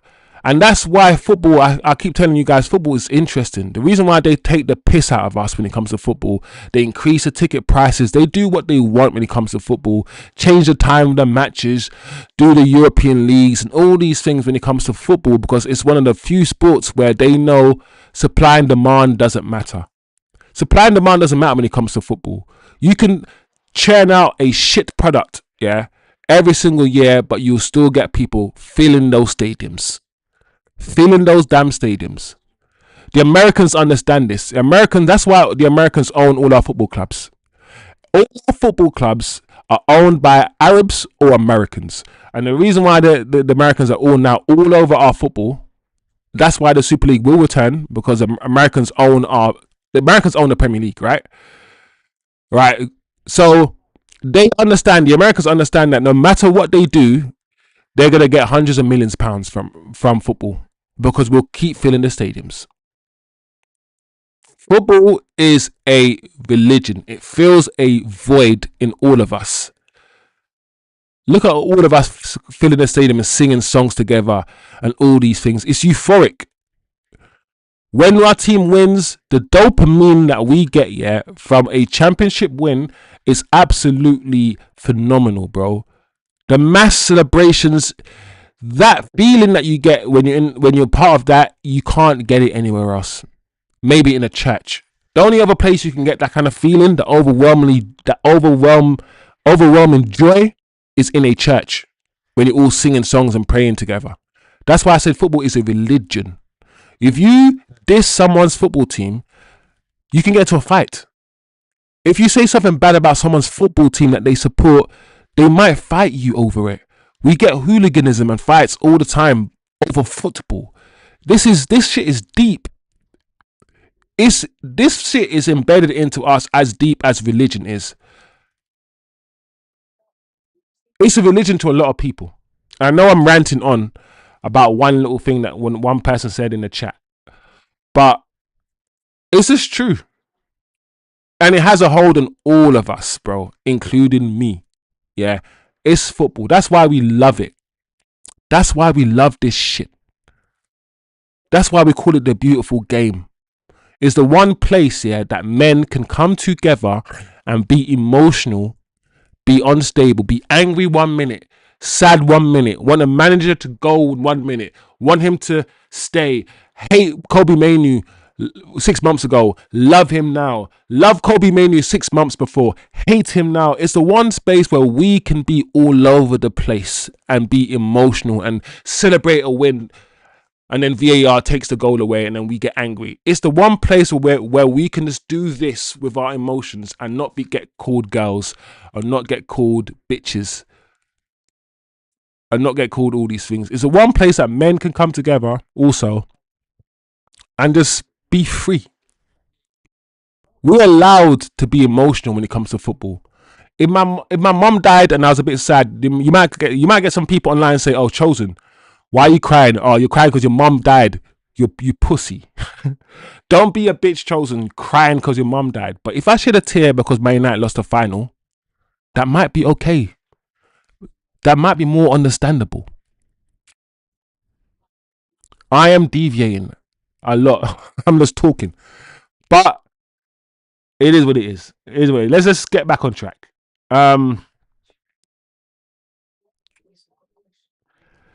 Wiz, I got a serious question. What is Lemens doing? He saved 2 in dying minutes last game, but he's never in the right position to make a save. I've never seen him save a goal. Shivam, and to everyone in the chat, I'm not gonna have a go at the goalkeeper, but what I will say is this, guys. I pointed out and I've noticed very early on, yeah, that this goalkeeper, isn't a finished article. This goalkeeper has got a mistake in him. This goalkeeper, when it comes to far range shots in corners, he doesn't dive. He doesn't. I mean, most goalkeepers are not going to get this. I keep looking back at this goal. They're not getting this goal, but he didn't even dive for it. There's been a few goals, that we've conceded, and I'm not going to say the 2 goals we conceded are his fault. I'm not going to say that, but the goalkeeper's not perfect. We haven't got a finished article. And one thing that I feel like beats this goalkeeper is speed. I don't know what's been going on in the Belgium league, but the speed of the shots in this league seems to be beating this goalkeeper.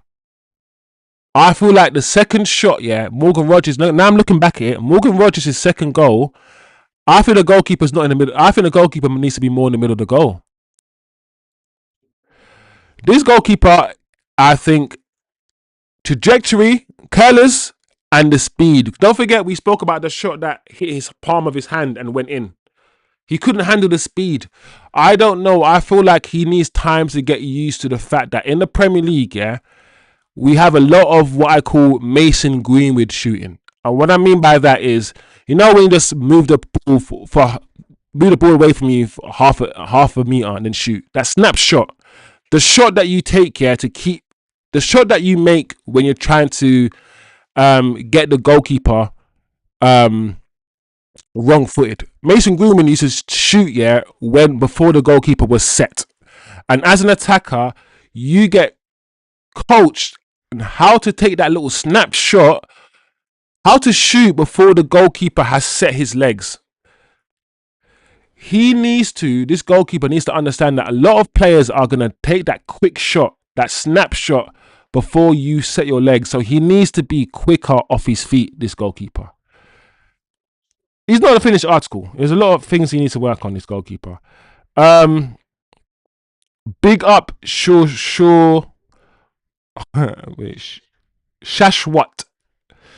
Big up Shashwat. Lindelof never played this well for y'all. Big up Lindelof. Big up Lindelof today. I remember Lindelof's first few seasons at Man United, though. His first few seasons for Jose Mourinho. Don't forget, for Jose Mourinho finished second in the league with Lindelof. We keep forgetting these things. We have short memories. And Lindelof wasn't always bad for us. But Lindelof had a good game for Villa. Most kind FC saying Leacher wasn't too bad in midfield. He was in the right place and kept simple in possession. He's a better version of Ugarte, so both out there is redundant. Kind FC, I think you're making a decent point there. Are you saying that this little 45-minute cameo from Martinez, what we've seen, is that enough to be like, do you know what? Why have Ugarte? Think about it. Ugarte's distribution is not that good, and he's a central midfielder, and Martinez is a defender, and it seems as if Martinez's distribution, even though he's a defender, is better than Ugarte. But what about Martinez checking his mirrors? Is Martinez good at checking his mirrors? Is he good at knowing what's behind him, what's around him? You have to be that way to be a midfielder. So we can't get totally overexcited, guys, about Martinez's 45 minutes in midfield. But I will say this, he looked all right. I agree with you guys. He looked all right in midfield. Yeah, that's what I've been saying. He looked okay.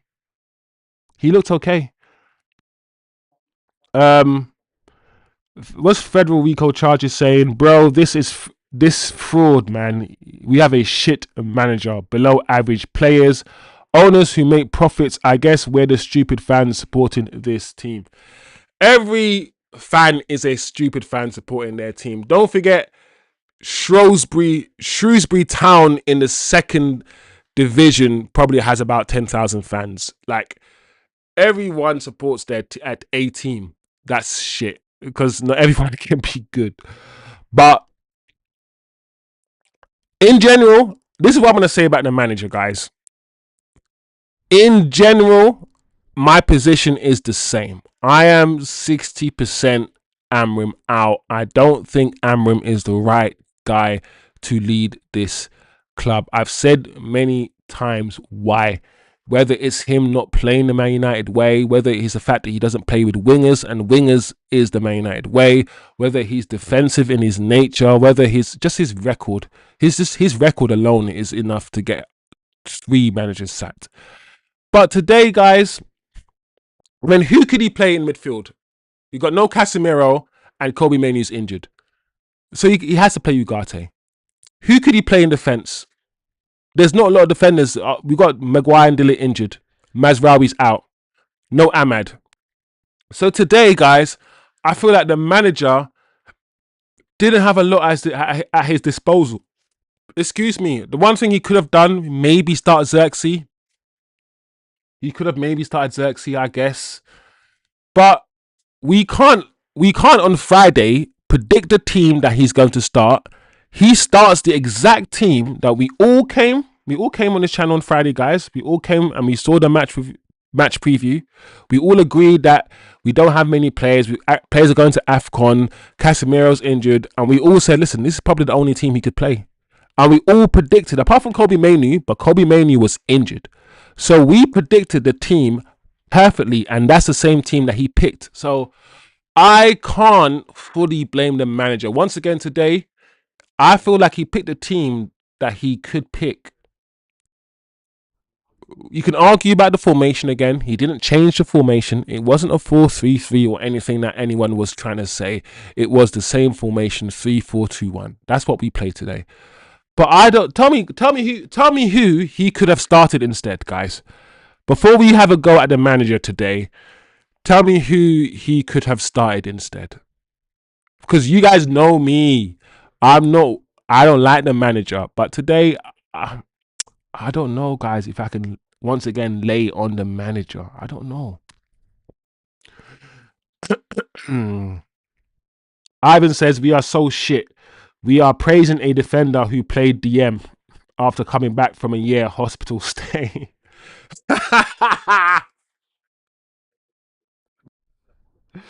Reflects how arse we are. Yeah, you can look at it that way.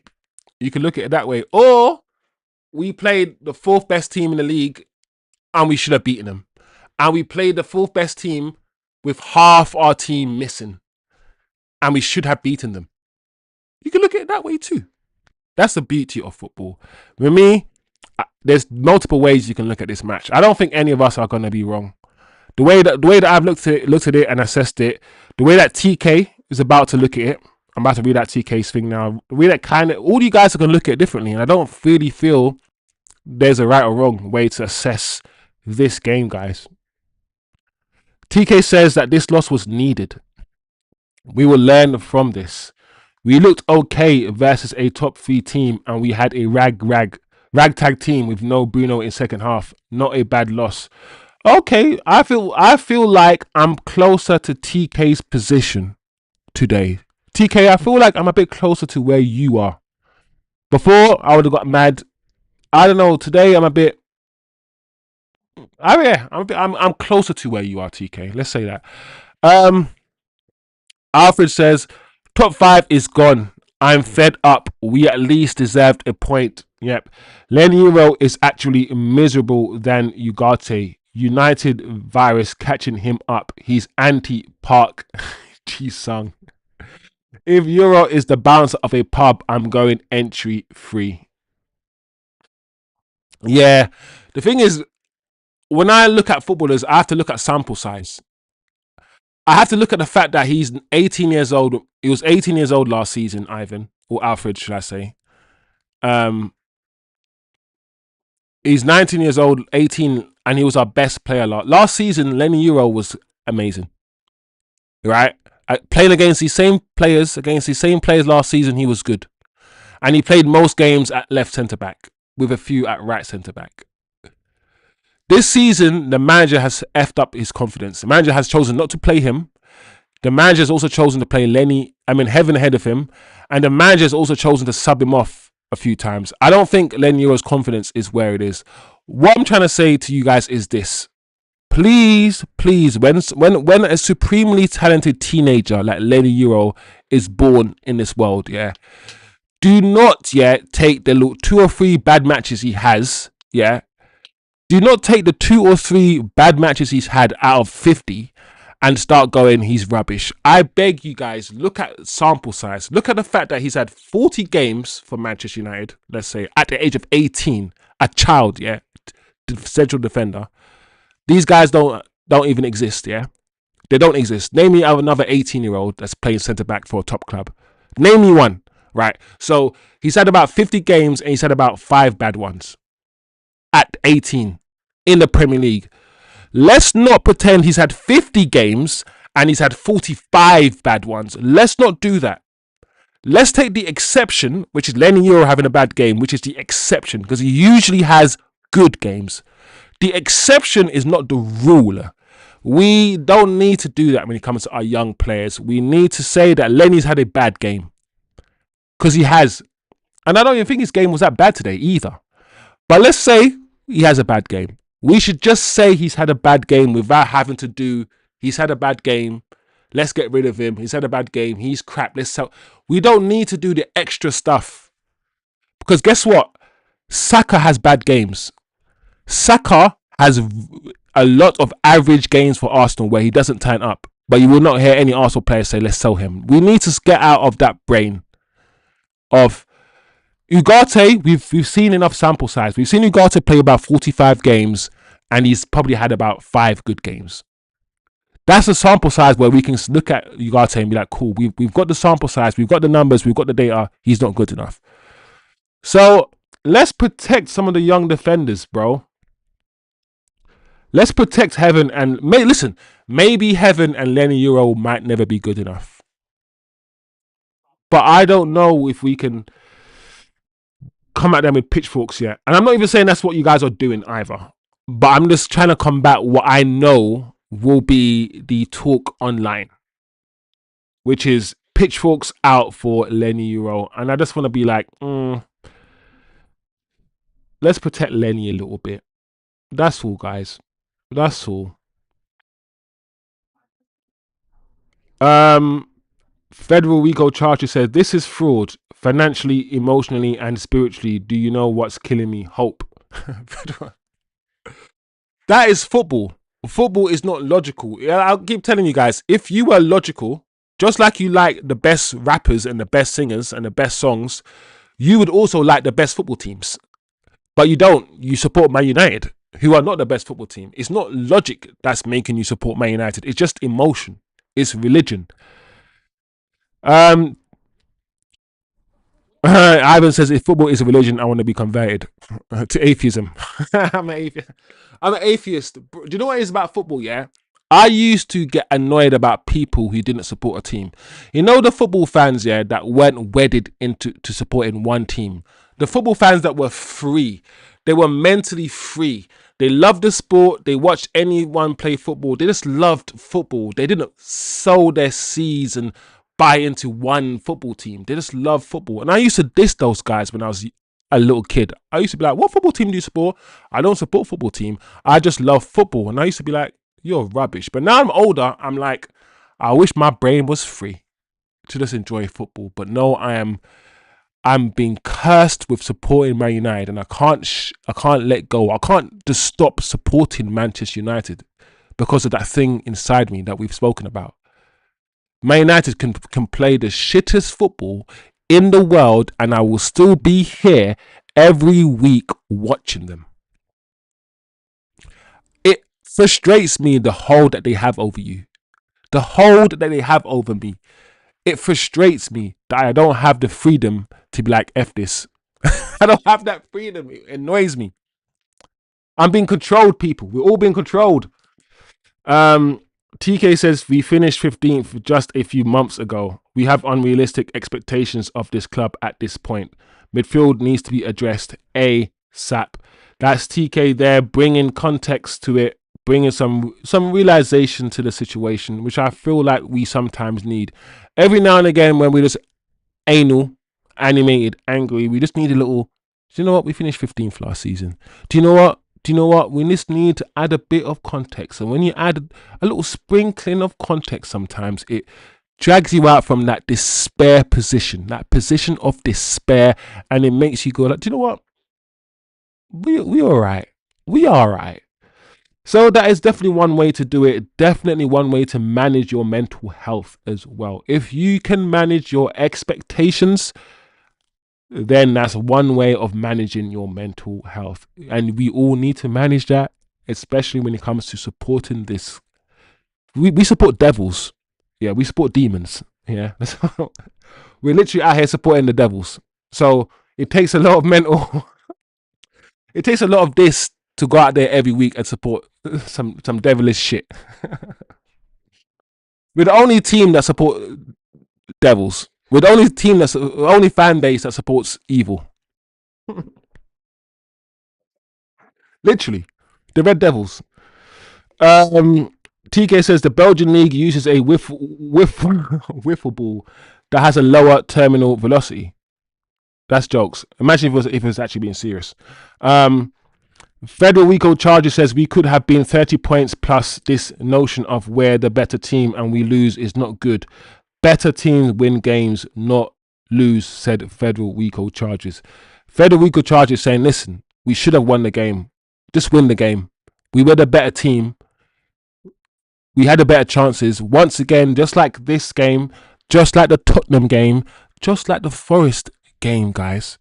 We were the better team and we don't win these games. So once again, if you add context, add a bit of context to all the games that we drew, all those games that I just mentioned that we drew, we were the better teams in those games. And if we had secured the win in those games, we would be on 30 plus points and probably second in the league. So Federico Charges also making a point. Kind of C says, I've seen Leacher play midfield at Ajax, so I have more evidence than today. There you go. Then Kind of C. Kind of C is more optimistic. I feel like I'm with you, Kind of C. At this point, Kind of C, I would rather see Leach up now, get a game now, 45 minutes. If Bruno's going to be injured, what about Leacher and Kobe Main, you guys? What about that? Kind of C, what about Leacher and Kobe Mainu midfield? What are we saying about that? Federico Charge says Sesko needs to be a predator. He has lost us this game today. Missed chances. Federico Charges. When Sesko came, what did we all say? He's not a gunsman. He's never scored more than 13 goals in a domestic season. He's not an out-and-out clinical striker. He's not that type of player. He has the ability to turn into that player, but he's already 23. He's already 23. I don't know. Guys. We're gonna have to have a conversation. As usual, I will give players time. I will give Sesko a bit of time, but eventually we're gonna have a conversation about Dorgu. We're gonna have to have a conversation maybe at the end of the year about Sesko. We'll give him time. We'll see. Because the system's important as well. Also, let's not forget Sesko. Sesko's a second striker. He played 2 seasons at Leipzig as a second striker, not the main striker. He's not usually the main guy. So we will see. We'll see. Once again, we bought somebody who's used to playing a certain way, and we're now asking something completely different of them. So we'll see, guys. We'll see. Ivan says losing to Newcastle ain't a bad loss either if we play decent. And they are next. We can't go with this narrative, boys. It depends on what you guys want. If you guys have understood, that our best players are no longer playing, if you guys are understanding that Bruno will be out for a while, Casemiro was out today, Ahmad and Mbeumo are not here, and De Ligt is injured. If we can add that context to all the games that we play and remember that we are at, let's say we're at 75% as a football club, then what are your expectations over the next few games? I've never asked you guys this. Now that we know we've lost about 40% of our team and 40% of the better players as well. What are your expectations? Are you still expecting us to win certain games now? Or have you factored that in?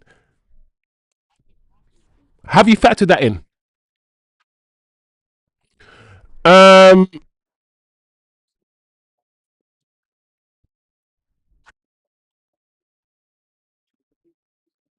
I guess we need the losses to know that we are arse, bro. Yeah, but like I said, we also need to contextualize the losses now. I'm gonna look at these losses a bit different. When we were losing, when we had a full strength team, when we had Kobe Mainoo to choose from, and we had like Cunha on the bench and Mason Mount on the bench and Xerxes on the bench and all these things, I was like, and the manager can make all these attacking changes he wants. I was hard on the manager for some of the stuff he's done. Now that I know that half the team is, I keep saying half the team, that's not fair, not half the team, but a good amount of the team is now gone or unavailable. I have to look at things differently. I have to add that into when I'm analysing the game now.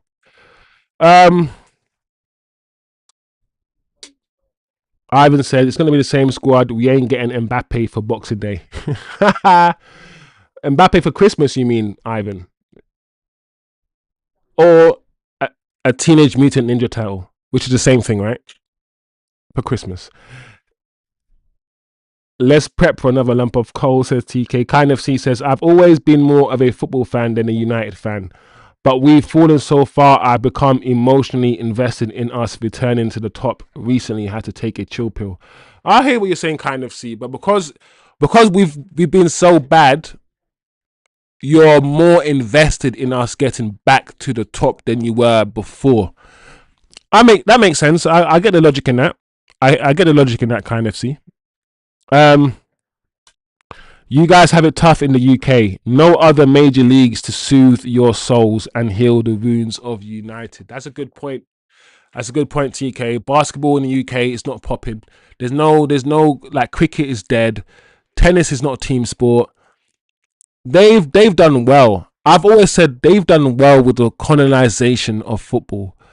They've transported football around the world and colonized the world. There's so many countries where football wasn't even a sport. They had their own international sport, and now every country plays football. And look at Jamaica. My country was athletics. Sprinting athletics is the thing. It's still the thing in Jamaica, but my lord, is football now coming up. And there's something that's not nice about it, because I love football and I want more countries to have access to football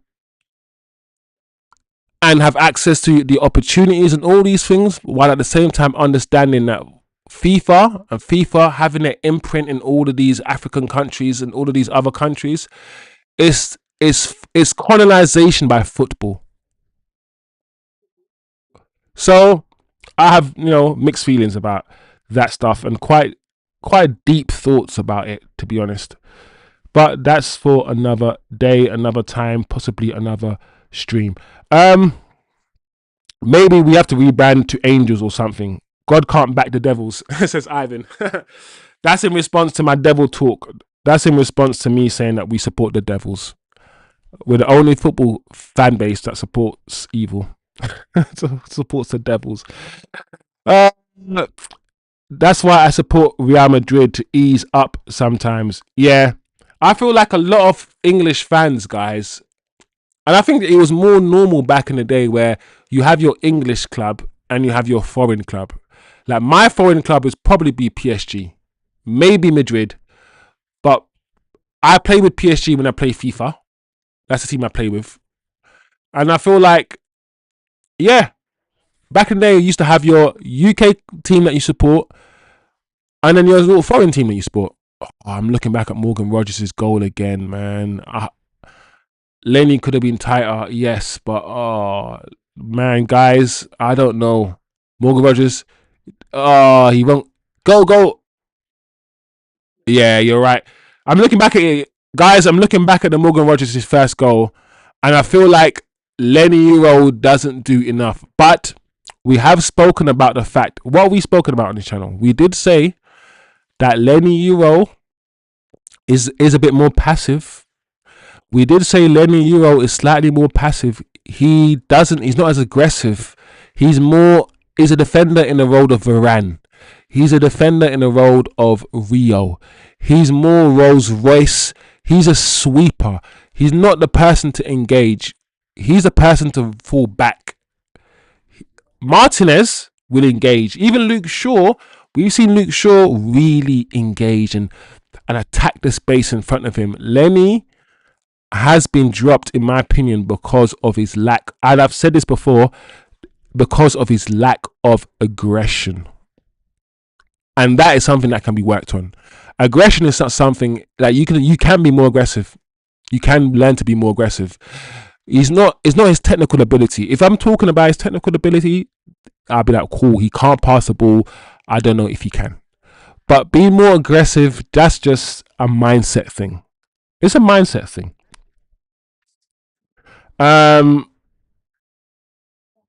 Ivan says, now I understand why my weekly prayers pre-game don't work. It's cause we are the devil. Oh man, Ivan, even the devil wins sometimes. It's true. It's true. Apparently, on this planet, he wins. He wins most of the time, right? Look at the world we're living in. He wins most of the time. Flipping neck. Kind of C says Leacher over Ugarte all day. Leacher and Manu. Yeah. All right. So kind of C doesn't mind Leacher and Manu. Leacher and Manu, I reckon. Why not try it? Because right now we're running out of ideas. We're running out of midfielders. Why not try it? Why not?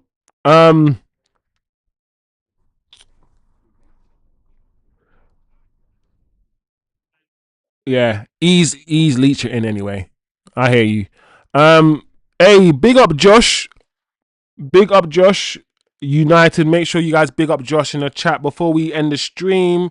Let me quickly see what Josh is saying. Big up Joshy. This is on Ineos. If Sir Jim really supports and watches the team regularly, he'd have got the right signings in the summer and has now thrown Amorim under the bus. So that's Josh coming in, talking about the signings. He's disputing whether the signings were the right signings to make. He's disputing whether we really backed Amorim. So he's putting it all the way back on Ineos. I think he means the situation that we're in is on Ineos. I don't know if this specific game was on Ineos, because like I said, I feel like if we took our chances, if Sesko took his chances, if we took our chances, if Sesko scored in the first half, for instance, and if Morgan Rogers wasn't Morgan Rogers, I think we win this game, guys. If Morgan Rogers didn't exist and wasn't on the form he's on, and Leniero was tighter, just that one thing, I think we win this game. When I see that we've lost a game on fine margins like that, I find it difficult to be hyperbolic when I feel like we've lost on fine margins today. And I find it difficult to be like, I get the manager, I'll get in. I find it difficult when it's a game like this. But I get everyone's point, because the symptoms and the bigger picture is Ineos. It is the manager. It is the players. That's the bigger picture. It is.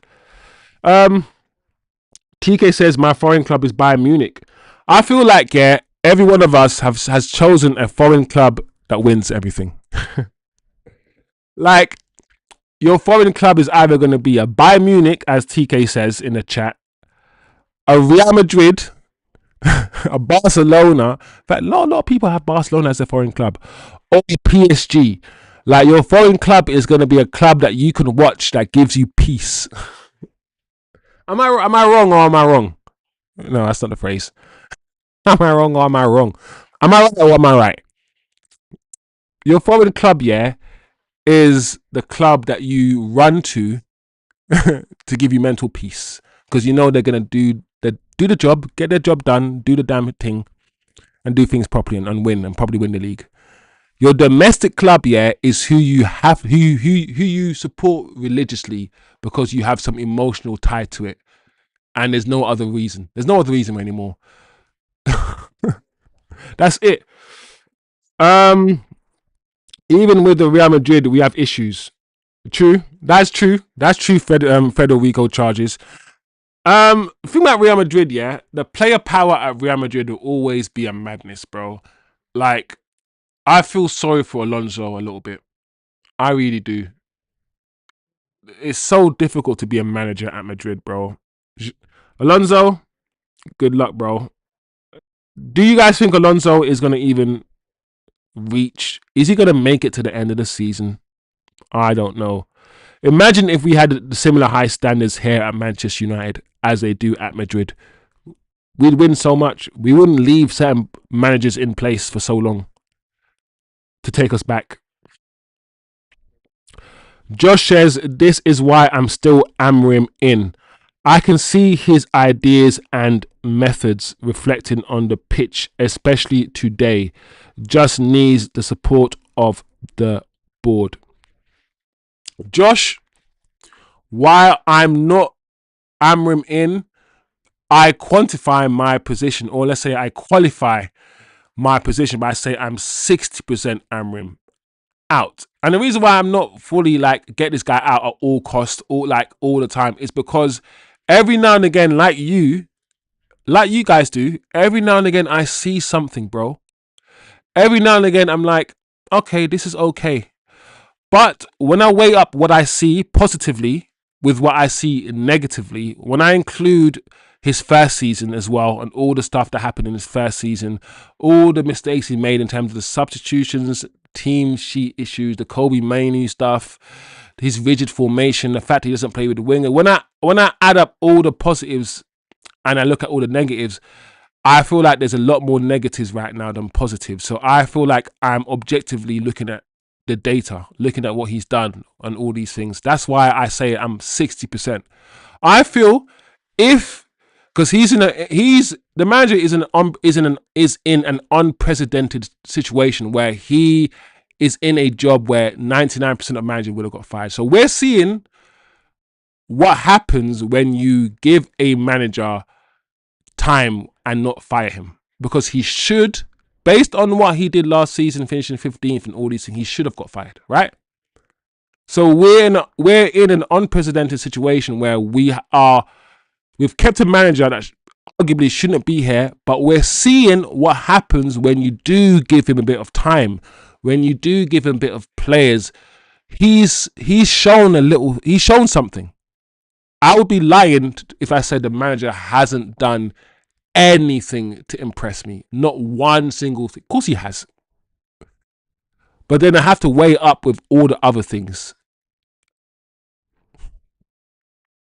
I have to think about the fact that this manager is not even probably wasn't the best manager in Portugal. I got to weigh up the fact that this guy, in my opinion, we want the best footballers, but we don't even want the best manager in the league. He's not top 10 managers in the league, in my opinion.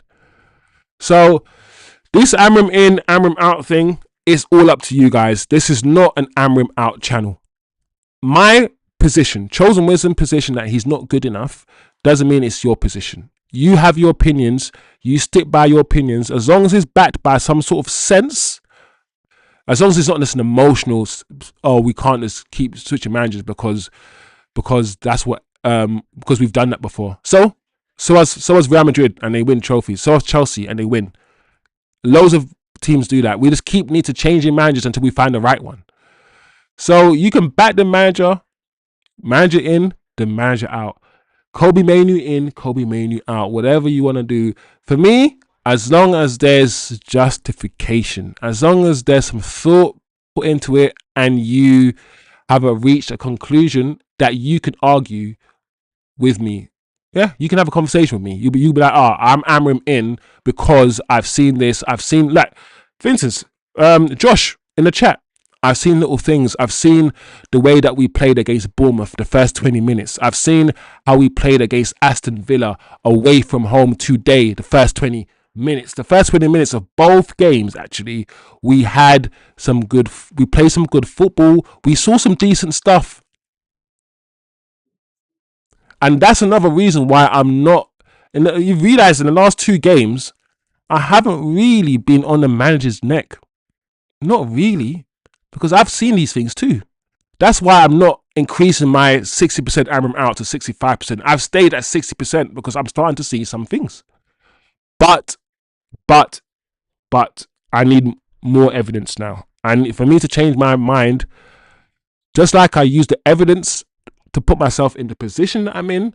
I also need evidence to take myself out of the position.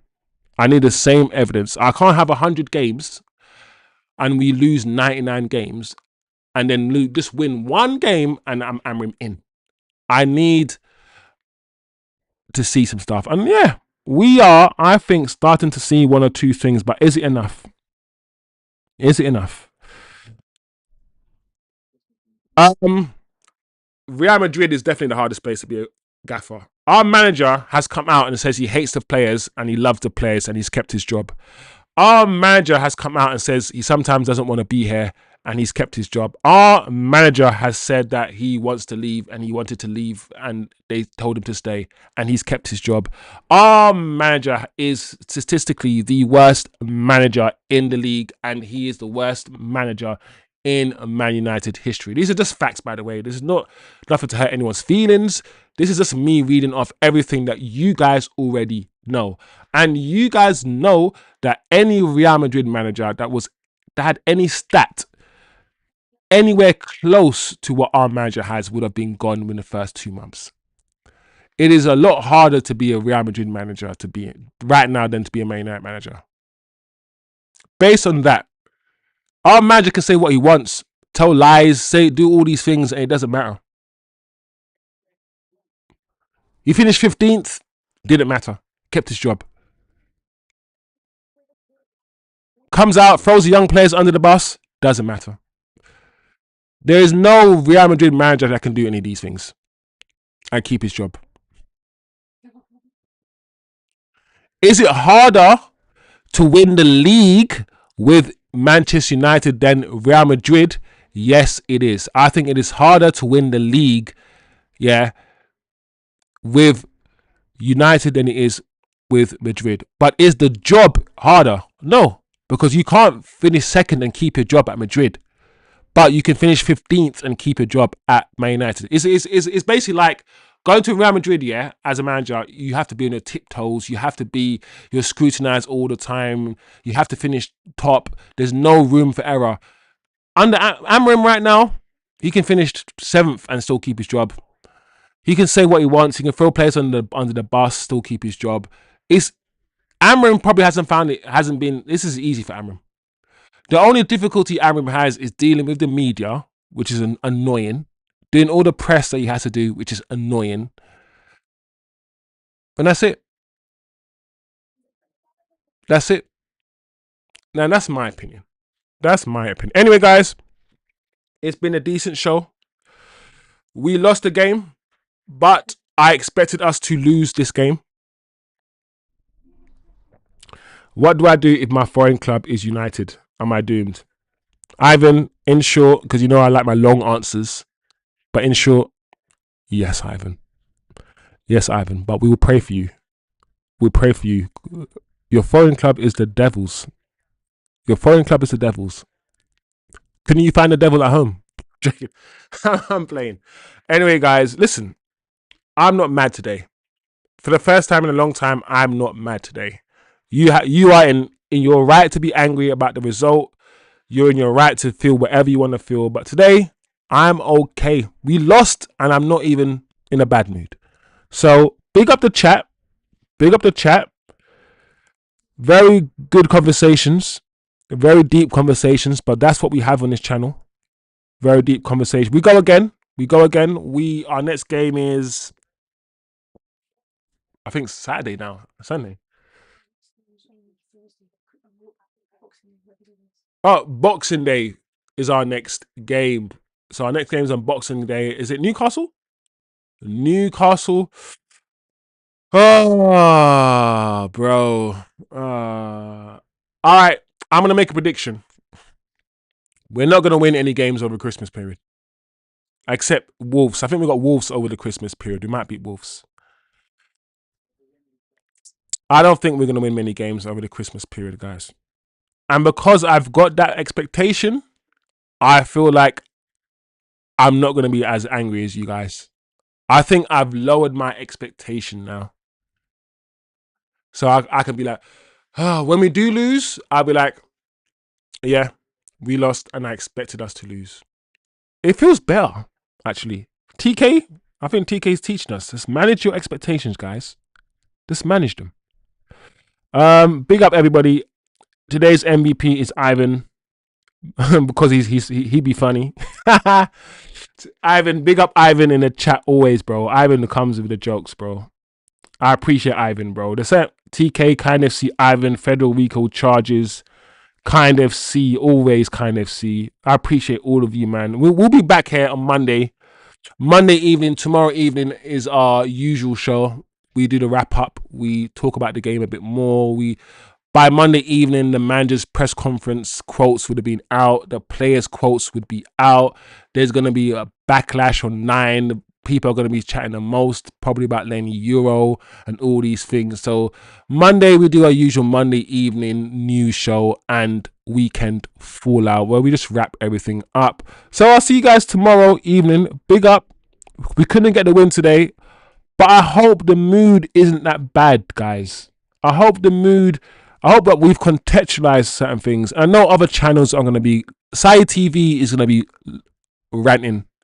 rants and all, Goldbridge, all these usual YouTubers, they're going to be very toxic right now. But I feel like today I've been a bit more level-headed than I usually am. Yeah. I wouldn't say I'm fully numb though, Ivan. I just feel like I didn't expect to beat Villa. I'll tell you what it is. I didn't expect for us to play this well. I didn't think we would get this close to Villa. And the fact that we played well enough, the fact that we played well enough to, I believe, win the game has made me look at it in a different way.